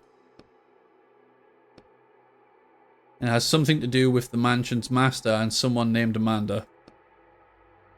How about we get down to business before that policeman gets here with backup. And before the, the Huns get here. Bad or morally grey? You know what, right? Yes. Feels like the correct answer is yes, because it's a book.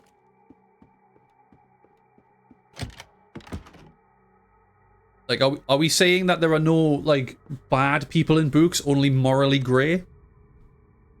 Insert gear. You hear the furious cries of the mansion's master coming from the basement. You think that will help you, Ernie? You don't even know what the clock does. How did he know we need to find the other 2 gears, but let's speed things up a little. I feel really uncomfortable in this place. I thought you'd be glad to be back in your... No, I'm not. This isn't my book anymore. They twisted and destroyed everything they could here. I wish I could burn this whole book to ashes. Alright, let's start with the girl's brother. Maybe he knows something, since as far as I can tell, they investigated all this already. We didn't see him in the past. Can you jump to even earlier? Yeah. Do that in a second. We're going to go get the pliers and we're going to go back to the other time. So Shadow Daddy then. I mean... Hey, craft 20 items. Would he fall into Shadow Daddy because he's brooding, he never shows his real face? He does morally questionable things, but deep down you really hope that, I don't fucking know. Smash, I guess.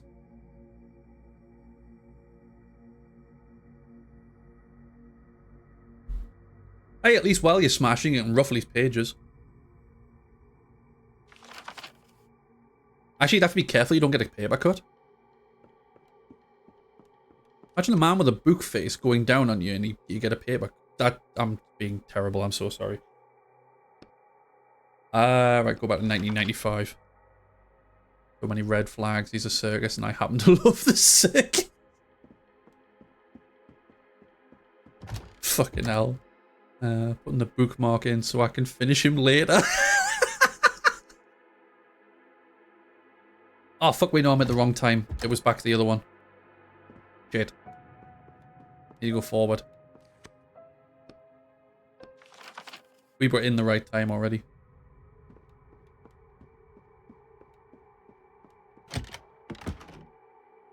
Also, while I'm remembering... Let's eat 2 of those, get my health back up. Cut the twine. You easily cut through it. That sounds like a fucking chain.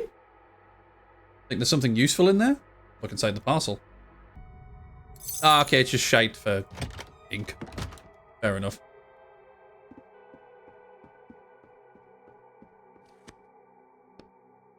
And back to 1990. Oh, there's not even stairs now. Phew, I guess today is our lucky day. So many jumps and we're still in one piece. Maybe it's because you're so skillful? Stop it. Hey, sorry, I'm trying to lighten things up a little.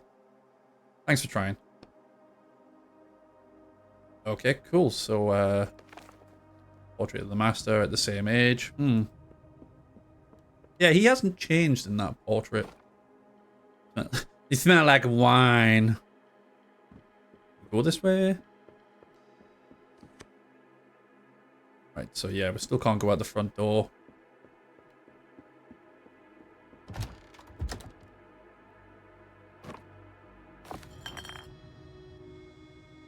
trying to think of stupid insults for, like, somebody with a book as a head. One of the master's letters, it's charred, it's addressed to his lover, Amanda. Niche? Niche? What?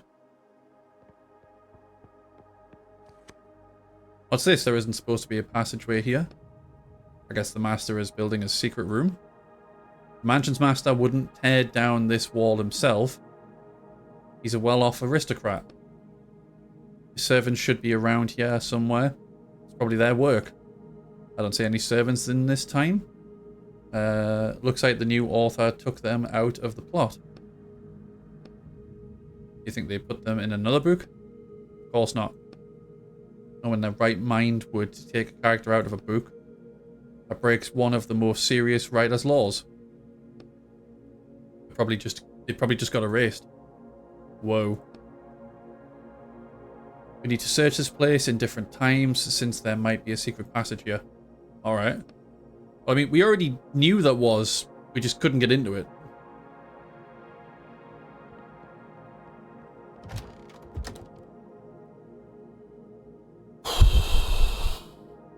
This story's confusing me a lot.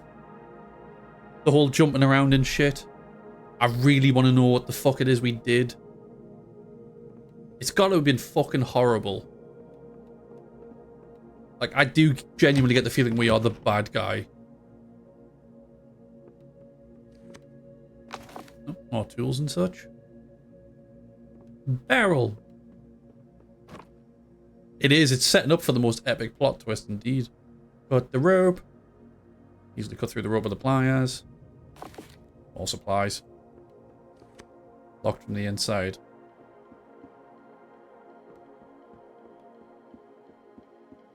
So that passage into the basement's not there anymore. The stairs to upstairs aren't there anymore. I guess we can go back to the other times now and use the painting and potentially get into somewhere else. 1995. Give this a try now.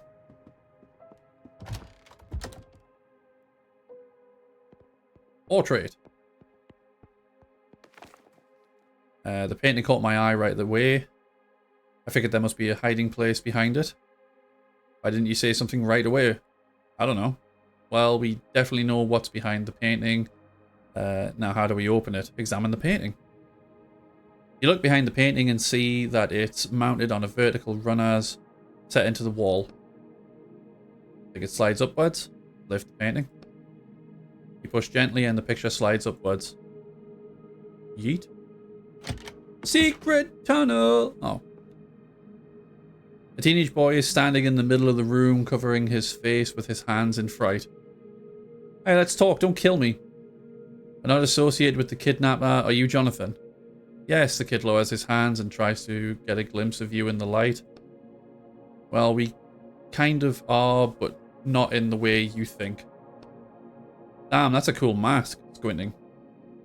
I told everyone we should wear masks for this job too, but they just laughed at me.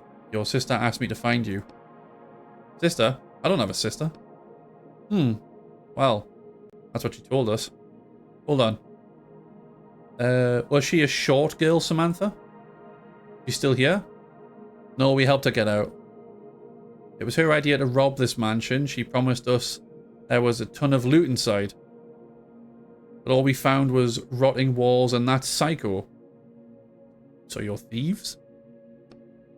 Not really. We're more like... Well, yeah, we're thieves. Okay, I'm something of a thief too.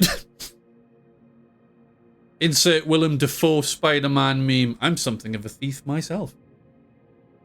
Spider-Man. Not going to admit that you're a thief, eh? Coward. Fuck's sake. Whoa, the kid looks at you with his newfound hero. By the way, have you seen any gears, big ones around here? Gears? No, are they valuable? Not really.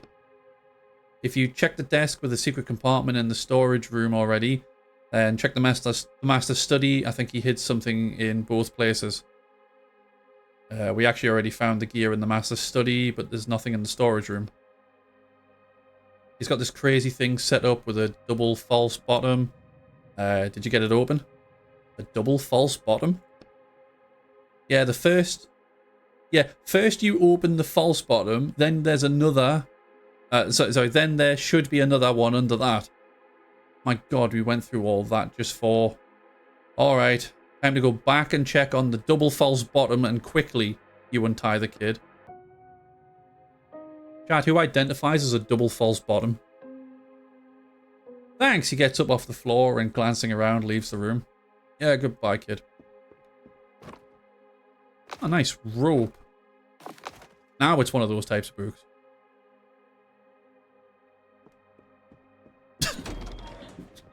Matt, you just identifies everything.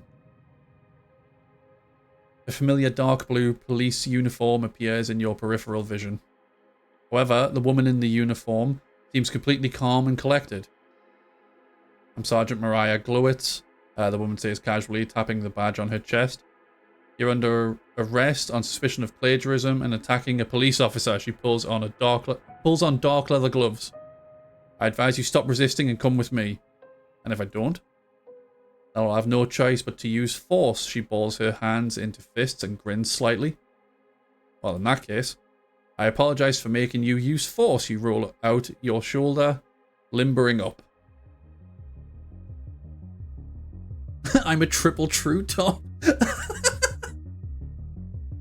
Right, first things first. Stun. Get fucked.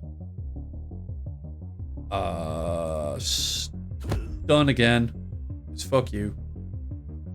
Hey, look, let's do one more. Get fucked.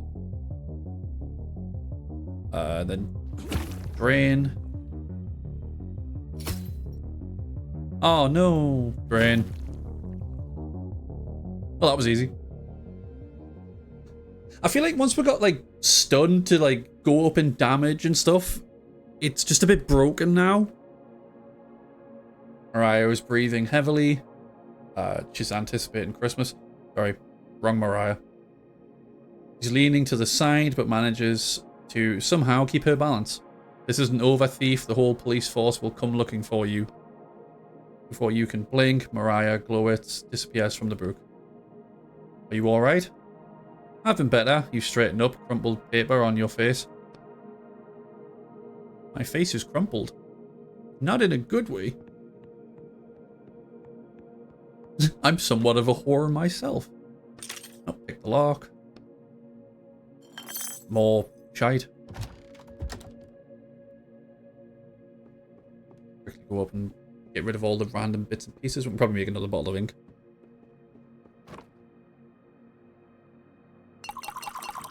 Yeah, we can. Cool. I've got 3 bottles of ink. I've realised as well that these disappear, like, the bottles when you leave. So I should probably just use them at every opportunity that we fucking can. Right, so hang on. It's a double false bottom for this bit up here, or is it for something else? Are you a double false bottom, or a negative, or a fucking... I don't know. There's nothing else of interest yet. Right, okay, so it's not in this time.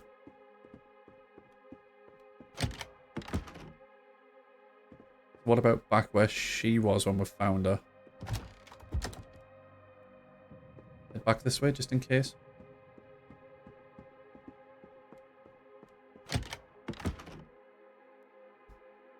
Just want to make sure. Yeah, storage door. It says that there's something on the shelves, but I swear we've already done that. Writing desk. Search the desk. You quickly find what used to be a hiding place. The false bottom is sideways inside of the drawer. It's empty. We should check in the past. Right, so it is that one. Oh, but we can't get to it because the door's locked? Is there something else on this shelf? Oh. I thought we already took stuff off that shelf. Must have been in a different time. I'm confused. I am confusion. Go to another time. 1990.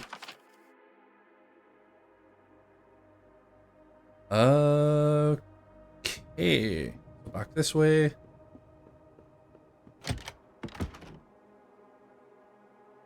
Yeah, the door's locked.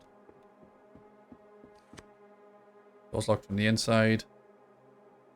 I need to find a key.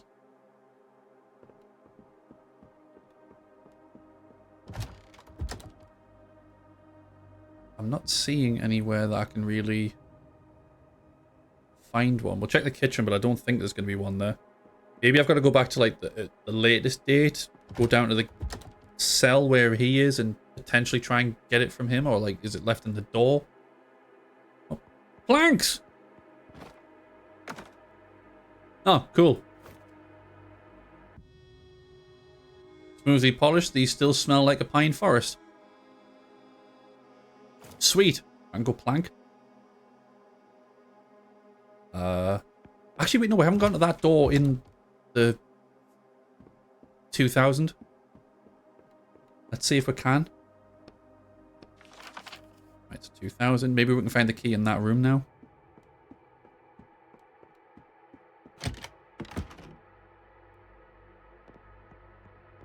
Or is that going to be like broken, can't move? Examine the painting. Large painting was taken down from the rusty metal runners and are now leaning against the wall. You see the door behind painting, but you won't be able to open while the painting is in its way. Move the painting. The painting turns out to be extremely heavy. You can't pick it up, but you manage to pull it towards you and move it to the side. I was going to say, can we not just drop it?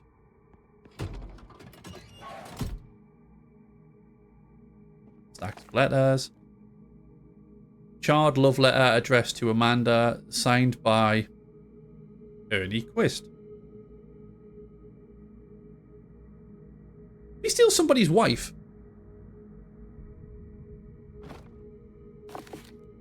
You're locked for 30 years for the greatest crime ever committed. Adultery. Wait, what? You've read a book before, right? So there wasn't anything else in there, was there? I just want to make 100% certain. I thought that was like something under that thing. It's not. It's this door. And that's making us feel like there should be something here. Is it like as if I can go this way? No, it's not. Okay. Right, well, we got in here and we had a look.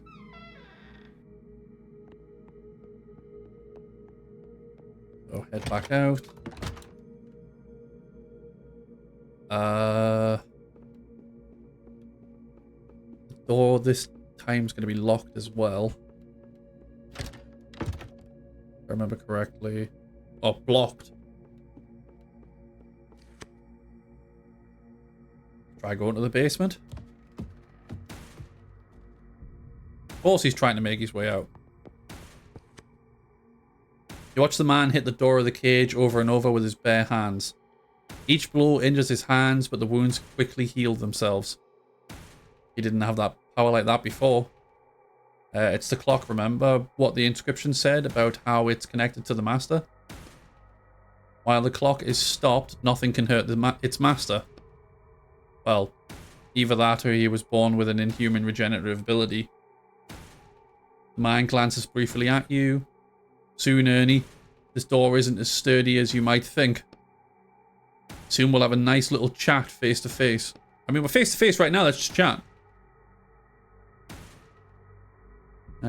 Was hoping it was evil like the... You'll pay for everything you've done to me. For Amanda. And for abandoning me here.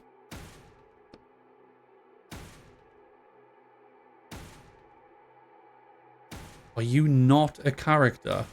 Did you like somehow trap people in a book?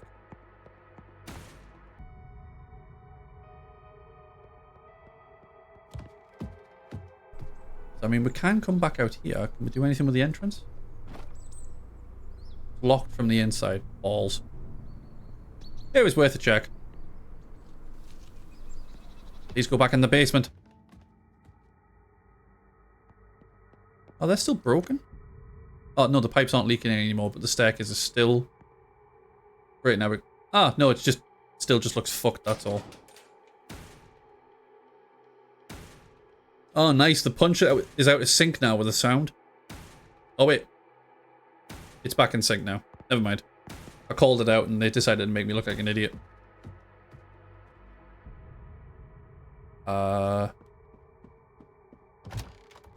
So how the fuck are we gonna do this? I doubt there's anything else up here.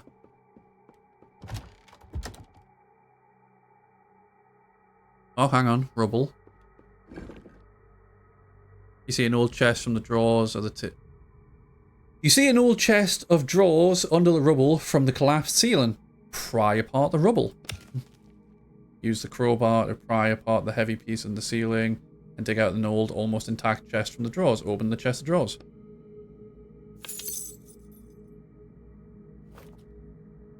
It wasn't anything actually useful. Fuck! I was like, oh, we found it! No, we haven't. Nothing of interest.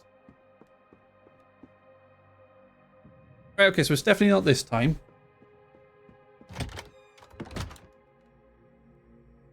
Head back this way.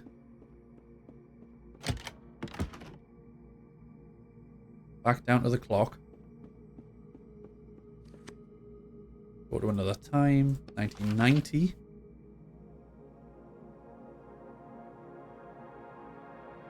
So... the only way to go this way is the door that's locked, but I mean... we don't have a key. And there doesn't seem to be anything else to really interact... Oh, hang on. I'm a fucking idiot. Hole. Can you jump it? You look down through the hole at the dried up thorn brush. How about we look for something to put over the hole, like planks? Guess what I already have? Fix the balcony. Let's see. I hope this holds. Damn, that's a lot better of a job I was going to do. I was just going to chuck them over and hope to walk across them without them breaking. I'm in. There's a key sticking out of the door. Oh, I think we should take that. It might come in handy another time. Yep, take the key. Turn the key in the lock to open the door. And you put the key in your pocket. Sweet.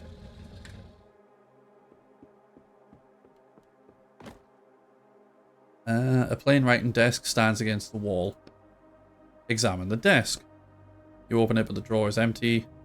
So if we assume the author rewriting someone else's book isn't particularly intelligent, then it's obvious you push on the bottom of the drawer and open the secret compartment underneath. Another false bottom. Your thought process is good, but it's still empty. You feel around inside the drawer just in case, but you don't find anything. Am I missing something? Do I need to check another time again? Maybe we should search the other rooms. We haven't checked them all yet. Examine the desk more closely. Remember what that kid said about the double false bottom? I guess the new author is more clever than I thought. I mean, to come up with a double false bottom really takes a high level of thinking. You open the second false bottom of the drawer and take another gear out of the compartment. One less gear to find. Time to go back to the clock. Wait, so was that a triple false bottom?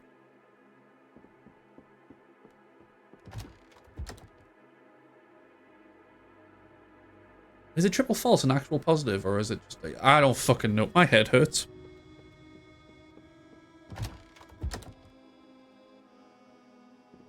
Chat, I'm not smart enough for this. Insert gear. That's a mood, Gabriella. It is indeed a mood, Gabriella. We should go to the latest time we can. To put the gear in. What if something happens to the clock over the course of the years? Okay, fair enough. Go to another time. 2000. Chuck the gear in there. You put the second gear into the clock. Now we just need to find the third one, and the clock should start working again. Ernie? You asked about Amanda. Wife of the maniac in the basement? But there's some things I was able to figure out using my powers of deduction. So you created Amanda and her husband, and the cute little story of their cozy backwoods mansion. And then, you and Amanda started to get, well, close. What gives you that idea? Back when we were in the car, you told me you always try to make your characters realistic and well developed. And my guess is that Amanda turned out exactly that way. Your power of deduction, or whatever you said, are pretty good. Then you took Amanda somewhere. And that's the part I don't understand yet. Where could you have taken her? There's no trace of her in the book. Sigh. Wait, you didn't. You took her out of the book? I get it. The things you do for love, but... Ernie, you do realize you're not just messing with writer's law, but with more serious laws? Human laws? I'm paying the price for that now. You raise your shackled wrists. In any case, we both knew what we were up against and what would happen to us. So that's what they arrested you for? 30 years for what you did?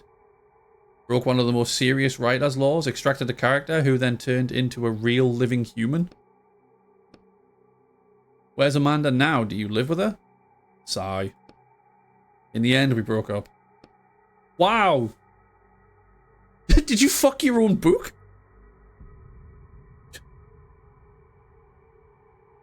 You know when you see those people who write really heinous shit and they make every character the hottest fuckable thing going?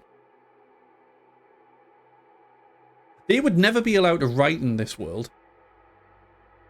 Because this is what they do.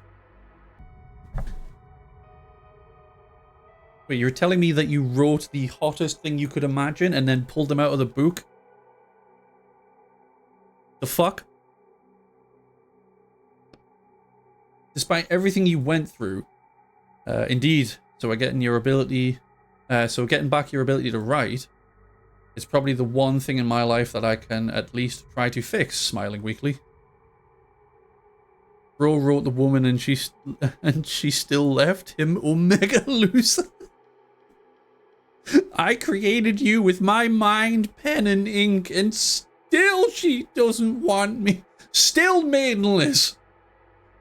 A lot of paper cuts as well. So that's why you agreed to take on these jobs. Bam. Majera? Oh no. Lose something, Ernie? The mansion's master is holding the final gear. Damn it. So where's Amanda? The man is trying incredibly hard to stay calm, his head tilted slightly to the right. Where is my wife? The man pauses for a second, tilting his head to the left. I can't be forgetting her. I can't. He starts rubbing his temple furiously. You don't need to bring up Amanda. Just let me try and help you. Let me try and rewrite you before the way you were before. Are you sure? What about your shackles? Damn, you're right.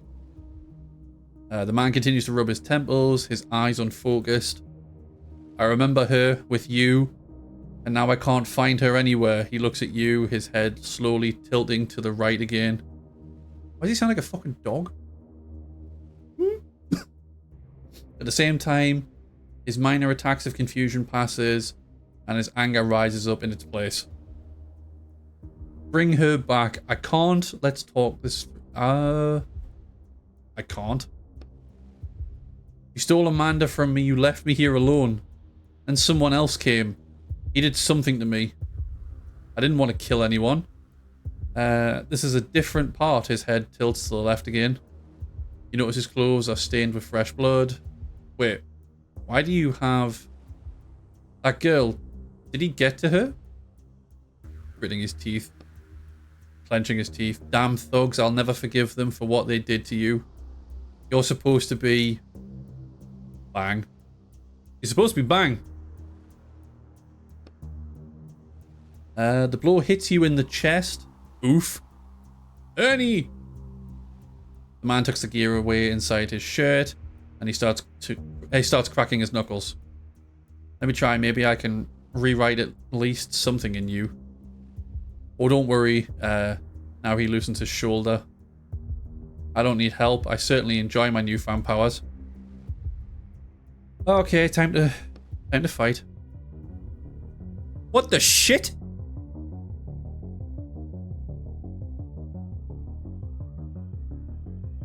Done? Well, that worked. Right. Time to stab. Oof. Oh, good, he can heal himself. That's nice. Brain.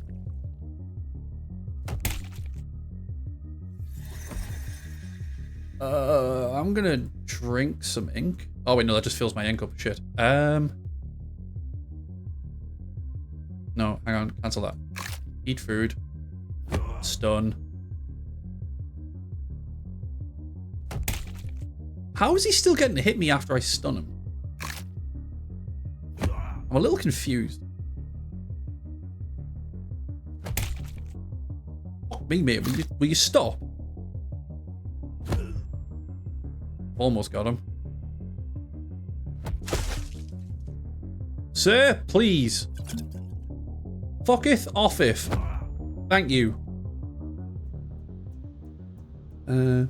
Breathing heavily. Is that all you've got, you bastard? The man's injuries start healing before your very eyes. At the same time, you hear the gears in the clock make a clanking sound. Clanker? It's as though they're trying to start working, but can't because of the last gear that is missing. What the? Remember what I said about the inscription on the clock? And how it's connected to its master? I figured that out. While the clock is stopped, nothing can hurt its master. You spot the last gear lying on the floor between you and the reanimated monster. It seems to have fallen into... it seems to have fallen out of his shirt while you were fighting. You raise your eyes to the man, and he looks back at you with a venomous smirk. Just try. You charge forward, but the instant your hand touches the gear, the man grabs you, and you soon find yourself in a tight chokehold. No luck. Whispering with effort. Drop down. You drop sharply out of his grip and grab the gear from the floor. Damn it. That was easy. That was a lot easier than I expected. In an instant, you're standing by the clock. Put it in quick. Okay. Put in the gear without looking, or examine the clock first. You look down and aim the gear carefully, and then you hear the sound of a fist flying towards you. At the very last second, you settle the gear into the clock, and it immediately starts ticking. No, the man grabs the empty air in the final attempt to stop you. Ernie, he grabs his head and as shudders pass through his body. He begins to age rapidly, and the injuries from his previous fights, not only the ones against you, start reappearing all over him. No! He swings his arms helplessly and starts dissolving into dust. Get dusted, bitch! You watch it all happen silently until there's nothing left of the monster except a pile of ashes. My god. But now what? Nothing. You walk up to the character's ashes, digging around until you find a small crumpled piece of paper. You quickly rip it in two. I've had enough. You pick up the clock and get ready to jump out of the book. We can talk about all this, Ernie, if you want to talk. No, I just want to leave the fucking book. Here's your clock, you son of a bitch.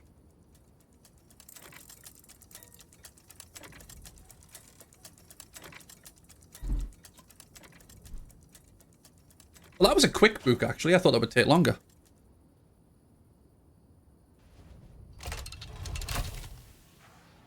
Also, I guess this explains why the picture's got, like, a scribbled out face.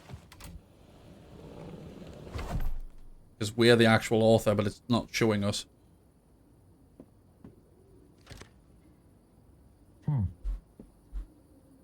Not as spacious as I expected. I was waiting to see like, all the fucking tools that I've been stealing, like, be in there.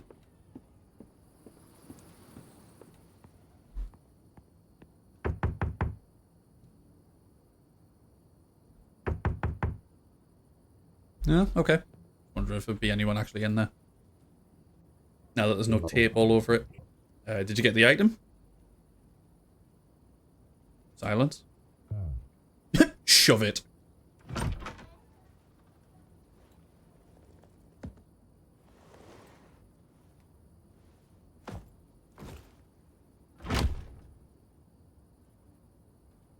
I want to leave, damn it. I want to live. Oh. Size.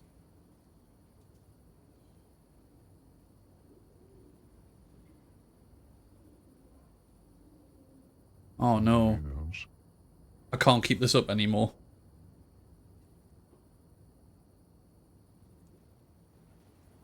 You've only got one job to go. Oh, 2 minutes later. What the? Complete book 5. Damn it. Who's ringing my telephono? Hello? There's an urgent job. I'm not. No, you're taking it. I think I've had enough. I don't want to do this anymore. Silence. Ernie, it's your last job. You knew what that book was. And you specifically sent me to steal from it. Silence. I'm just the middleman, Ernie. I don't pick the jobs. I don't care. You can take your job and go to hell. Calm down and listen to me. Finishing these jobs is your only chance at getting your abilities back. I know you know this. You can't work off this sentence. 30 years is just impossible amount. Your publisher betrayed you. Your lover left you. It's time to take back what you're owed. How do you... Ernie, you're only a single step away from freedom. Fine. Excellent, excellent. The order's at your door. Hangs up.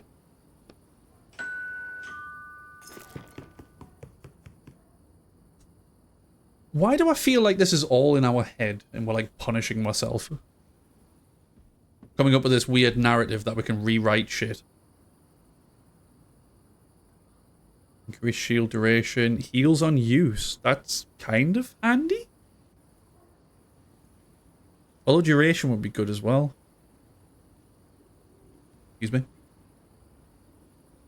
I mean, I never really used the shield. Hardly actually any use from it. Now we'll increase the duration. Means I might get more chance of actually using it and it being, you know, decent. And upgrade your skills 5 times. Cool. No, fuck that thing. I want to go to bed. I want to go to bed. Ah! Let me sleep. Let me drown myself in the toilet. Apart from getting covered in piss, this book was a roaring success. It's easier to get a new one. Just shutting all the doors, you know, I'm not a savage. No, I can't shut those ones. True Hood classic.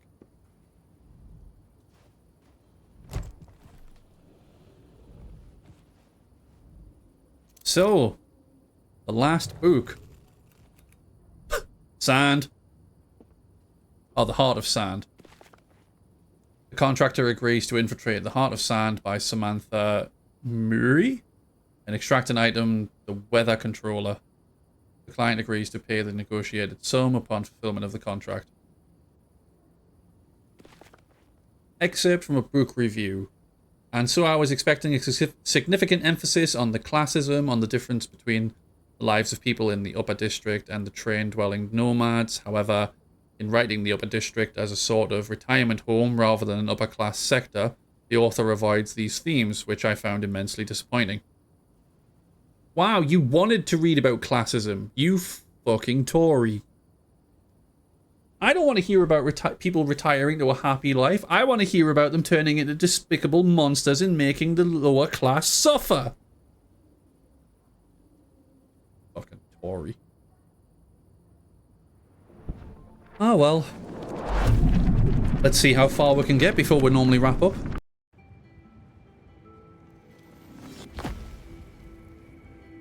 Oh, that's a skeleton. You decided to keep working? Seems I don't have a choice, you shrugged tiredly. After everything that happened? How did they manage to convince you, or has another month passed since I last saw you? You spent a whole month convincing you? Not quite that long. You literally had to erase your own character. I'll write a new one. Ah yes, I forgot about your feelings towards characters. God damn it, Roderick. I don't have any feelings towards characters. Just because Amanda left you doesn't mean that all characters are now bad. Wow. My wife left me. Fuck everyone else. It has nothing to do with it. I really thought about giving it all up. But the client is right. I need to finish my last job. Get his ass, hot rod. Even if what we are doing makes me feel sick. If they get rid of my shackles, I can write my own book. Putting this all behind me. Looking at the floor. Tired. Just help me finish this one last time. What are we looking for? A weather controller. A device that controls the weather? A doy? Seems so. It would certainly come in handy here. You look around and the air feels like it's at least 100 degrees, if not 120. Okay, let's get into it.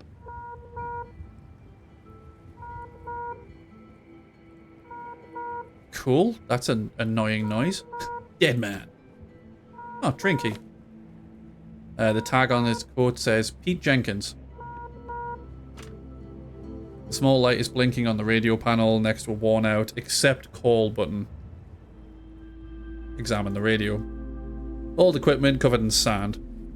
You see a steel plate with the number 42 on it next to the speaker. Push the button. You hear static over the radio. Lindfeld Jr. speaking. I'm taking over for the senior... Sorry, trying to reposition myself. Meteorologist. Too soon, unfortunately. The voice belongs to a very young man, but sounds confident, as though he's been given commands over the radio his whole life. Is anyone between the lines of 10 and 40? Is that us? Ask Roderick. Who knows? Is that us? Ask the radio. I think we're in range, maybe? You're breaking up. What's your number? We're 42, aren't we? Just check that. Got it. Pete Jenkins, correct? I think Pete, I don't think Pete will be making radio contact anytime soon. Is his body nearby?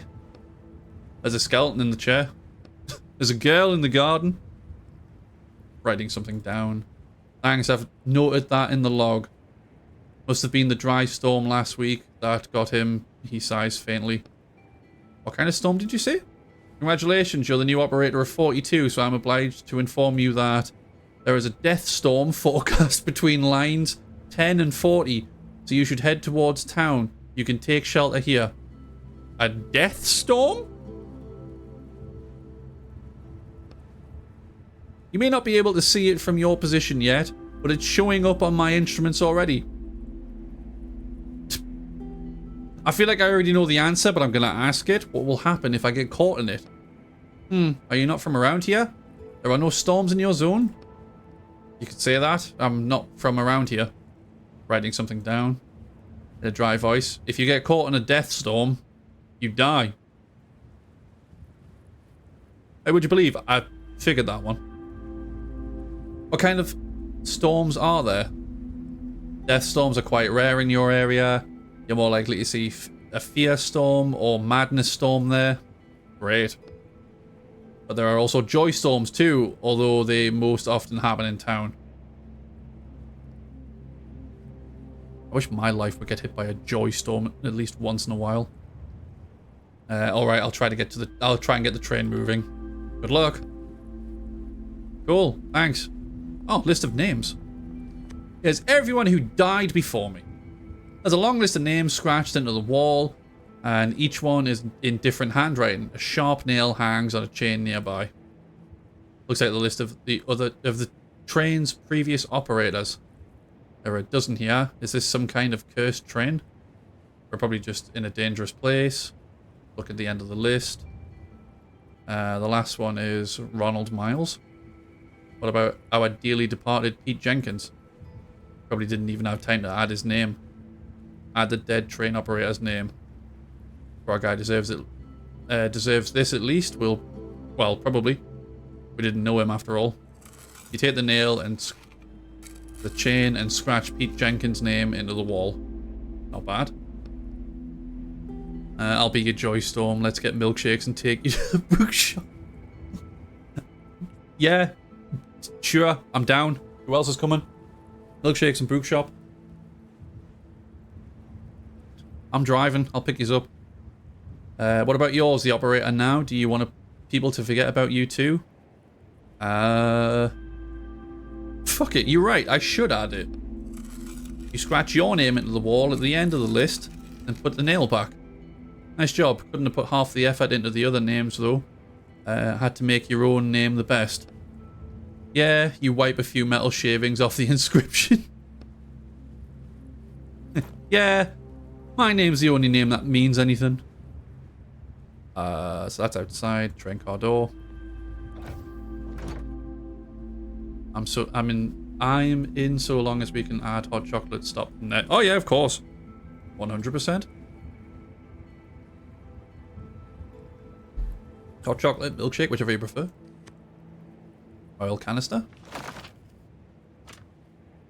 A wooden crate, kind of easy to own. Right, so I need a crowbar for that. Can't make one currently though. Yeah, why not both? Start with one, end with the other. Don't mix them together though, that would be weird. It's like mixing hot and cold. That only works in certain circumstances. I don't know about anybody else, but like, have you ever had like I'm about to sound weird here. You ever had a really like nice freshly baked apple pie and then had ice cream with it, and the combination of the hot and the cold is like a weird like, I don't know if I like this or I hate this.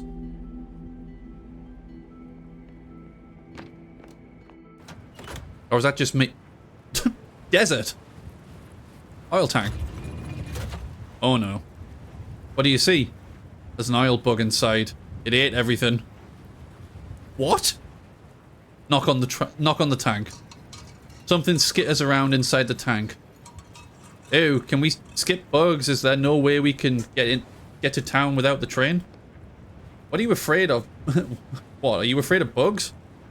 Knock the tank harder. Suddenly an oil-eating bug jumps out of the tank. Grab the bug. The bug's 3 sets of legs scramble at your hand. It's clearly displeased. Yeah, it breaks my brain as well when it's like, oh yeah, this is cold, this is hot, put them together. But it's weirdly nice, but it's also just like, ah, what the fuck? I wasn't ready. Ew, drop it. I might need it. You put the bug in the most secure pocket of your jacket. You doubt you'll actually need it, but you're enjoying Roderick's reaction.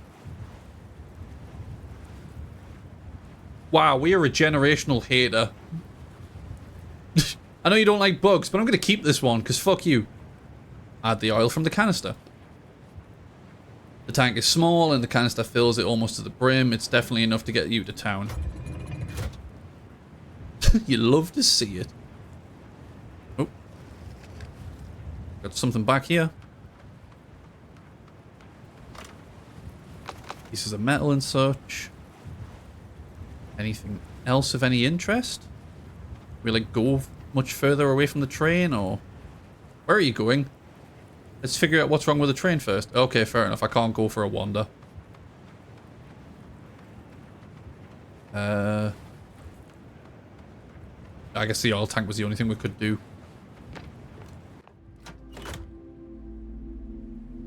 Train control panel.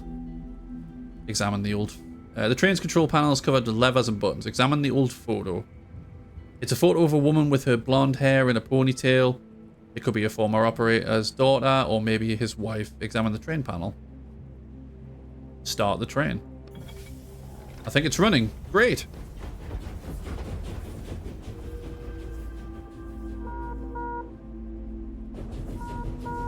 Whoop, whoop. The death storm is approaching. Hurry, anyone out past 10 miles. Train 42, what is the problem? You're barely moving. He's right, we got the train started, but it's barely moving. We'll figure it out. Okay. You're looking at the fuse panel. The indicators seem normal, except one. Cylinder 3 pressure. Open the top of the panel. There's a greasy note on the other side. Read the note. Whoever gets this train next, I hope it's not you, Pete, you moron.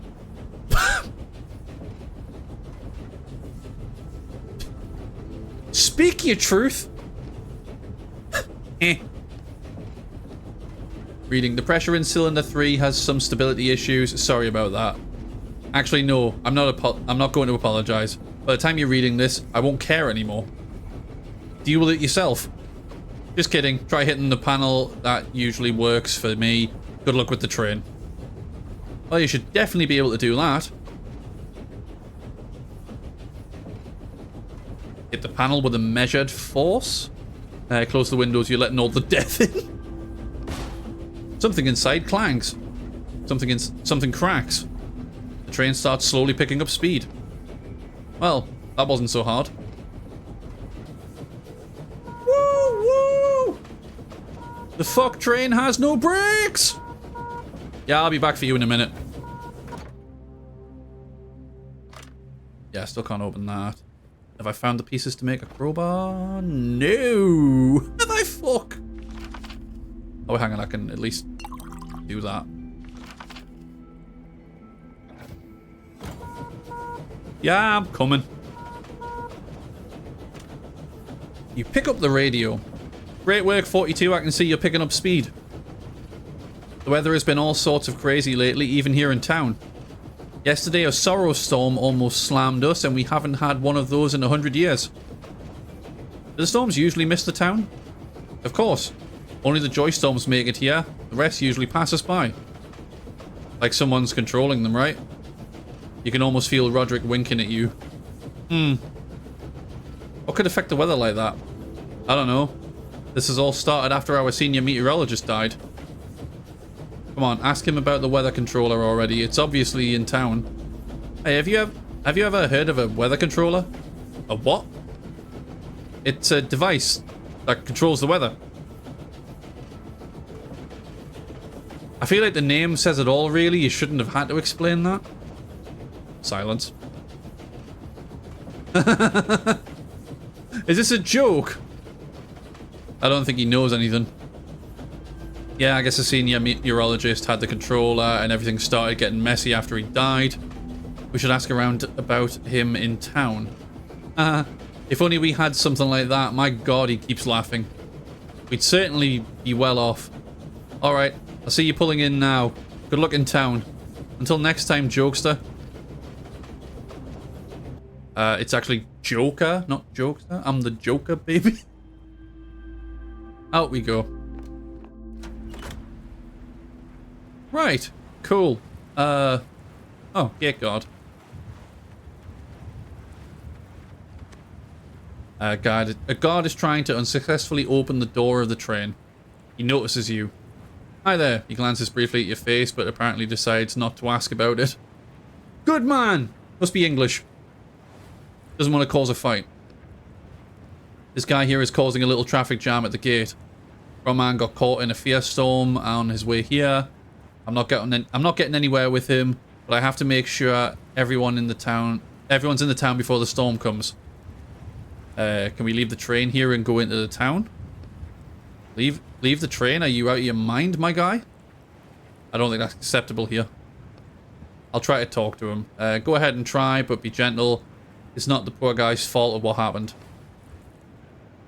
Try to open the door quietly. Hey friend, you in there? Yes. Calm down now. I'm from train 42. Jenkins? Is that you? Yeah, it's me. Jenkins is dead. I'm not gonna lie. Jenkins is dead. Did you kill him? No, it was one of the storms, apparently. I don't believe you, murderer. I don't think there's a peaceful way out of this situation. Okay, force the door open. You lean your whole body into the door. You hear the mechanism inside start grinding against each other. Just a little more. Come on, push. Clunk. I think the lock's open. Yeah, peace was never an option. I tried, but it was apparently never an option. The door easily slides to the side. A thin man is sitting in the corner of the locomotive, arms covering his head. Let the guard deal with him. You step away from the door and motion to the guard. Hey Max, how you doing? Come with me, easy now. After a few minutes, he leads the man out of the locomotive and they disappear behind the town gate. Good thing the guy didn't see your face. The guard comes back, he looks pleased. Hey, thanks for the help. I took Max to the infirmary, they'll look after him. Will he be okay? Probably not. People can't usually go back to normal life after a fear storm. They won't transfer his train yet. But stay in town if you can. You may be able to pick up some of his stuff when they sell it off. Oh, cool. Sweet. I told the man his friend was dead. He's had a nervous breakdown due to a fear storm, and now I'm going to take his stuff. Well then, I'll move his train along and then yours after. In the meantime, go up to customs and get your paperwork straight. Okay. Wait, paperwork? Just pulls paperwork from the back of his head. I mean, can I not just move my own train? Get up high quickly, the storm's close. Okay, cool.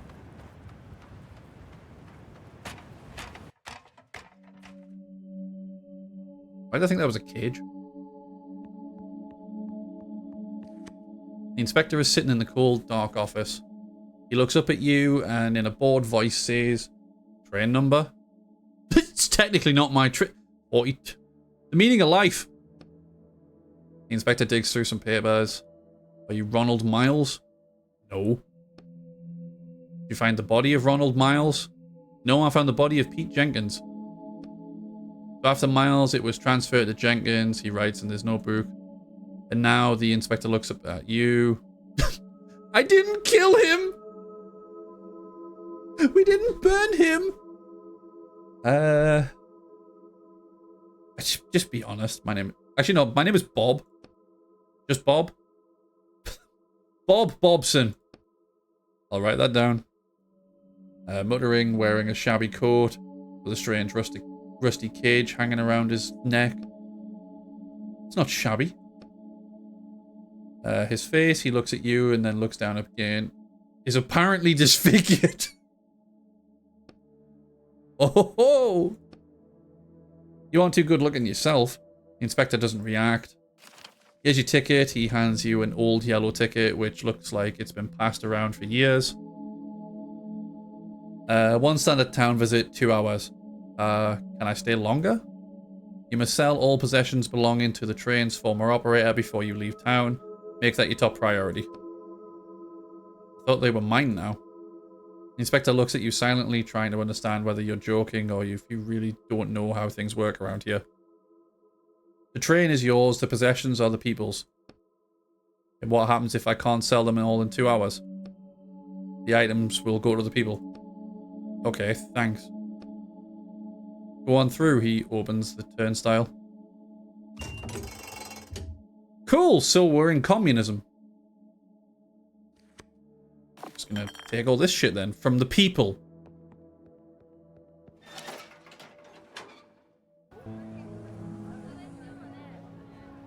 Oh, this place looks idyllic.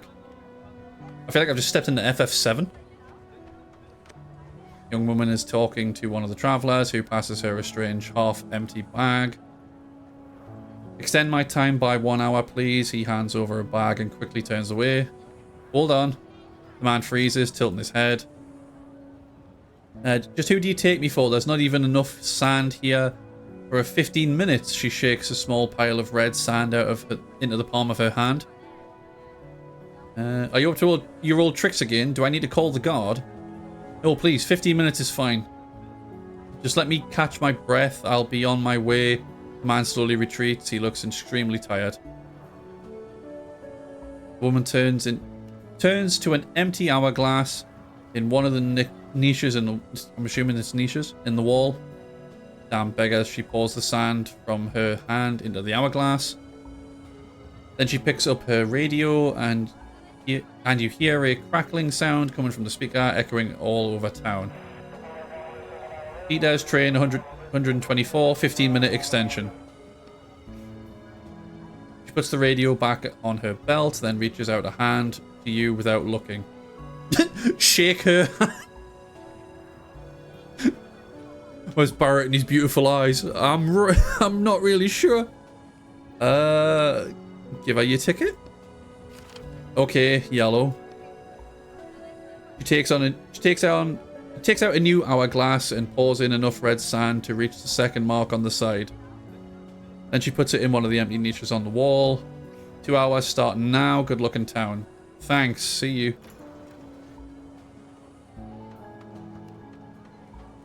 So I love how I'm like told like you have to get back to town or you're gonna die in a death storm. But then I get here and it's like, yeah, you can only stay 2 hours and then fuck off.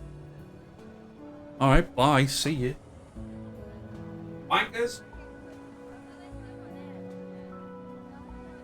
Anyway, if you don't get here, you'll die. But you can't stay here. Because fuck you.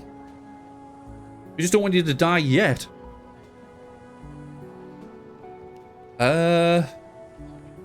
Okay, I guess we just start exploring. Start with you, I guess. An inspector is standing by the train. His assistant is inside, rummaging through possessions. Oh, you again. The man you encountered at the town gate recognizes you. Everything okay? This guy's train, what was his name? Max, I think. Max, is he doing better? We can sell this, you hear from inside the train. I'd say there's enough to live on here. We'll split it up, I think. Max is resting right now, and we're keeping an eye on his stuff. You look over his shoulder into the train car. Don't look in there, you know what? He hesitates for a moment, then reaches into his pocket and takes out a bag of sand. Take this, you're a good guy. You helped Max. Let's take care of things here. Is this a bribe? Take the bag. I'll take the bribe. Now get out of here. Don't interfere. The inspector turns around and loses interest in you.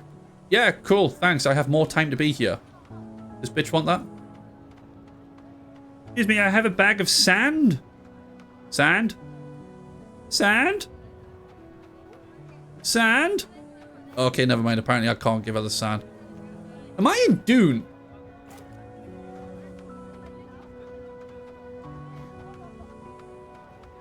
Like, I've never read or watched Dune, but I just feel like I'm in Dune. This merchant is desperately trying to get your attention. His smile reminds you of a late stage insanity. Hey man, hey, come over here. You got any sand? No, I'm looking to earn some myself. Oh, well, I can't help you with that. I've been selling my heart out, but I still don't have enough. I don't even have enough sand to fix my train. You look at the melon seller's train. There are a lot of things in the world you would call run down, but everything you've seen up until now is sparkling clean compared to this train. Yeah, it does look a bit shit. If there's a giant worm trying to get you, it's possible. I mean, so far we've found a bug that eats oil. And everyone trades bags of sand. Is the sand also cocaine? Then maybe it's doing... I mean, I could snort it and see what happens. It's probably not advisable to snort sand, but you know. My time's running out. I have half an hour left in town. All because of those damn guards. They gave me a penalty, those dogs. What am I supposed to do? My wheels is busted. You notice the train's front wheel is sitting at a 45-degree angle. He doesn't need to worry with a wheel like that. There's no getting the train out of here in any case. I should get going. Well, have fun with your problems. Monkey grade silica. Woman doing laundry. Middle-aged woman is resting on the stoop of her train. A basin of laundry, children's clothes sits at her feet. She stares at your train for a moment. She sighs, then leans against the train door, which buckles slightly under her weight. So you're from train 42, huh? She grabs the cigarette and takes a drag. Did you know the previous operator? Jenkins? Yeah. He was my husband. She gets up heavily and starts hanging up the laundry as if nothing had happened. I'm sorry. Are your hands clean? I said I didn't kill him. Pass me the clothes. She nods at the basin and the diapers inside. Her nod sends ashes flying from her cigarette onto a pair of men's pants hanging on the line. Under the pair of children's pants. You take off your dusty gloves and pick up the pair of white children's pants. Glance at your hands for a moment. This is the first time in a long time that they've looked human. All that's left are the thin scars stripping across your palms.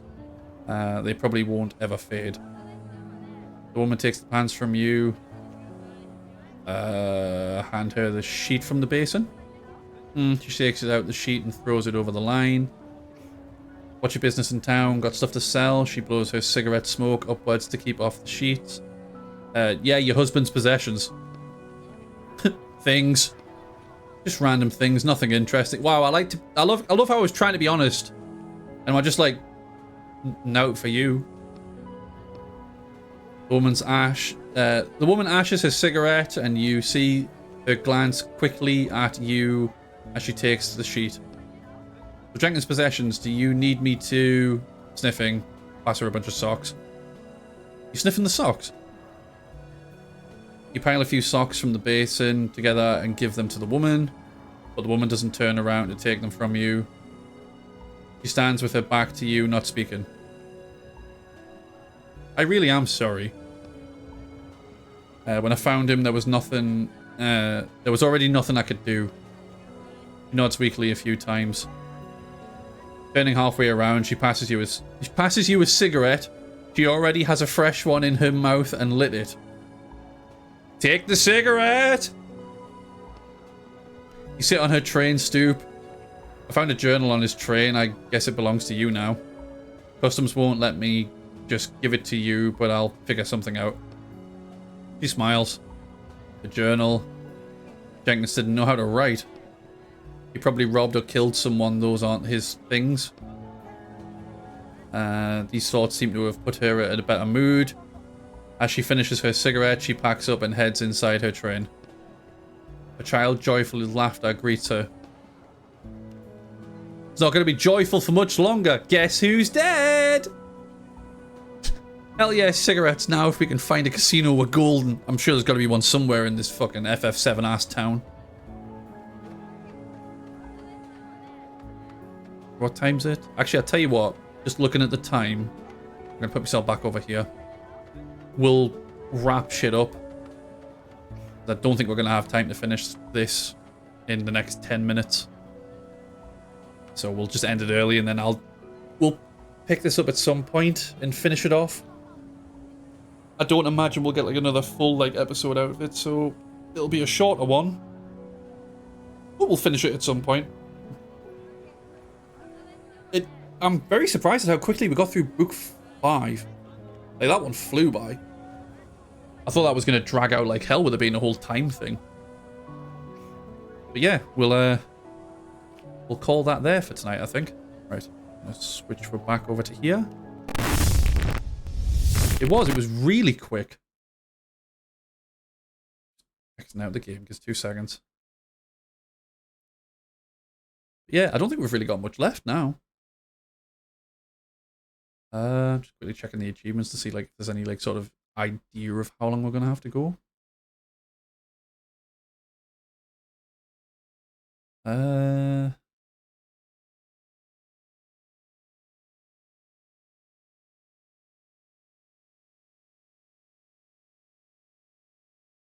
Nah, it doesn't look like it. There's an achievement for winning all the fights. Use ink in dialogue 20 times.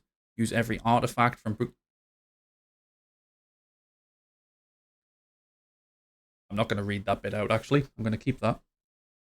But yeah, we'll pick this up. I didn't hear no bell. Exactly. But yeah, no, we'll pick this up sometime next week. And we'll continue the game and see if we can get it all finished. It should be fun.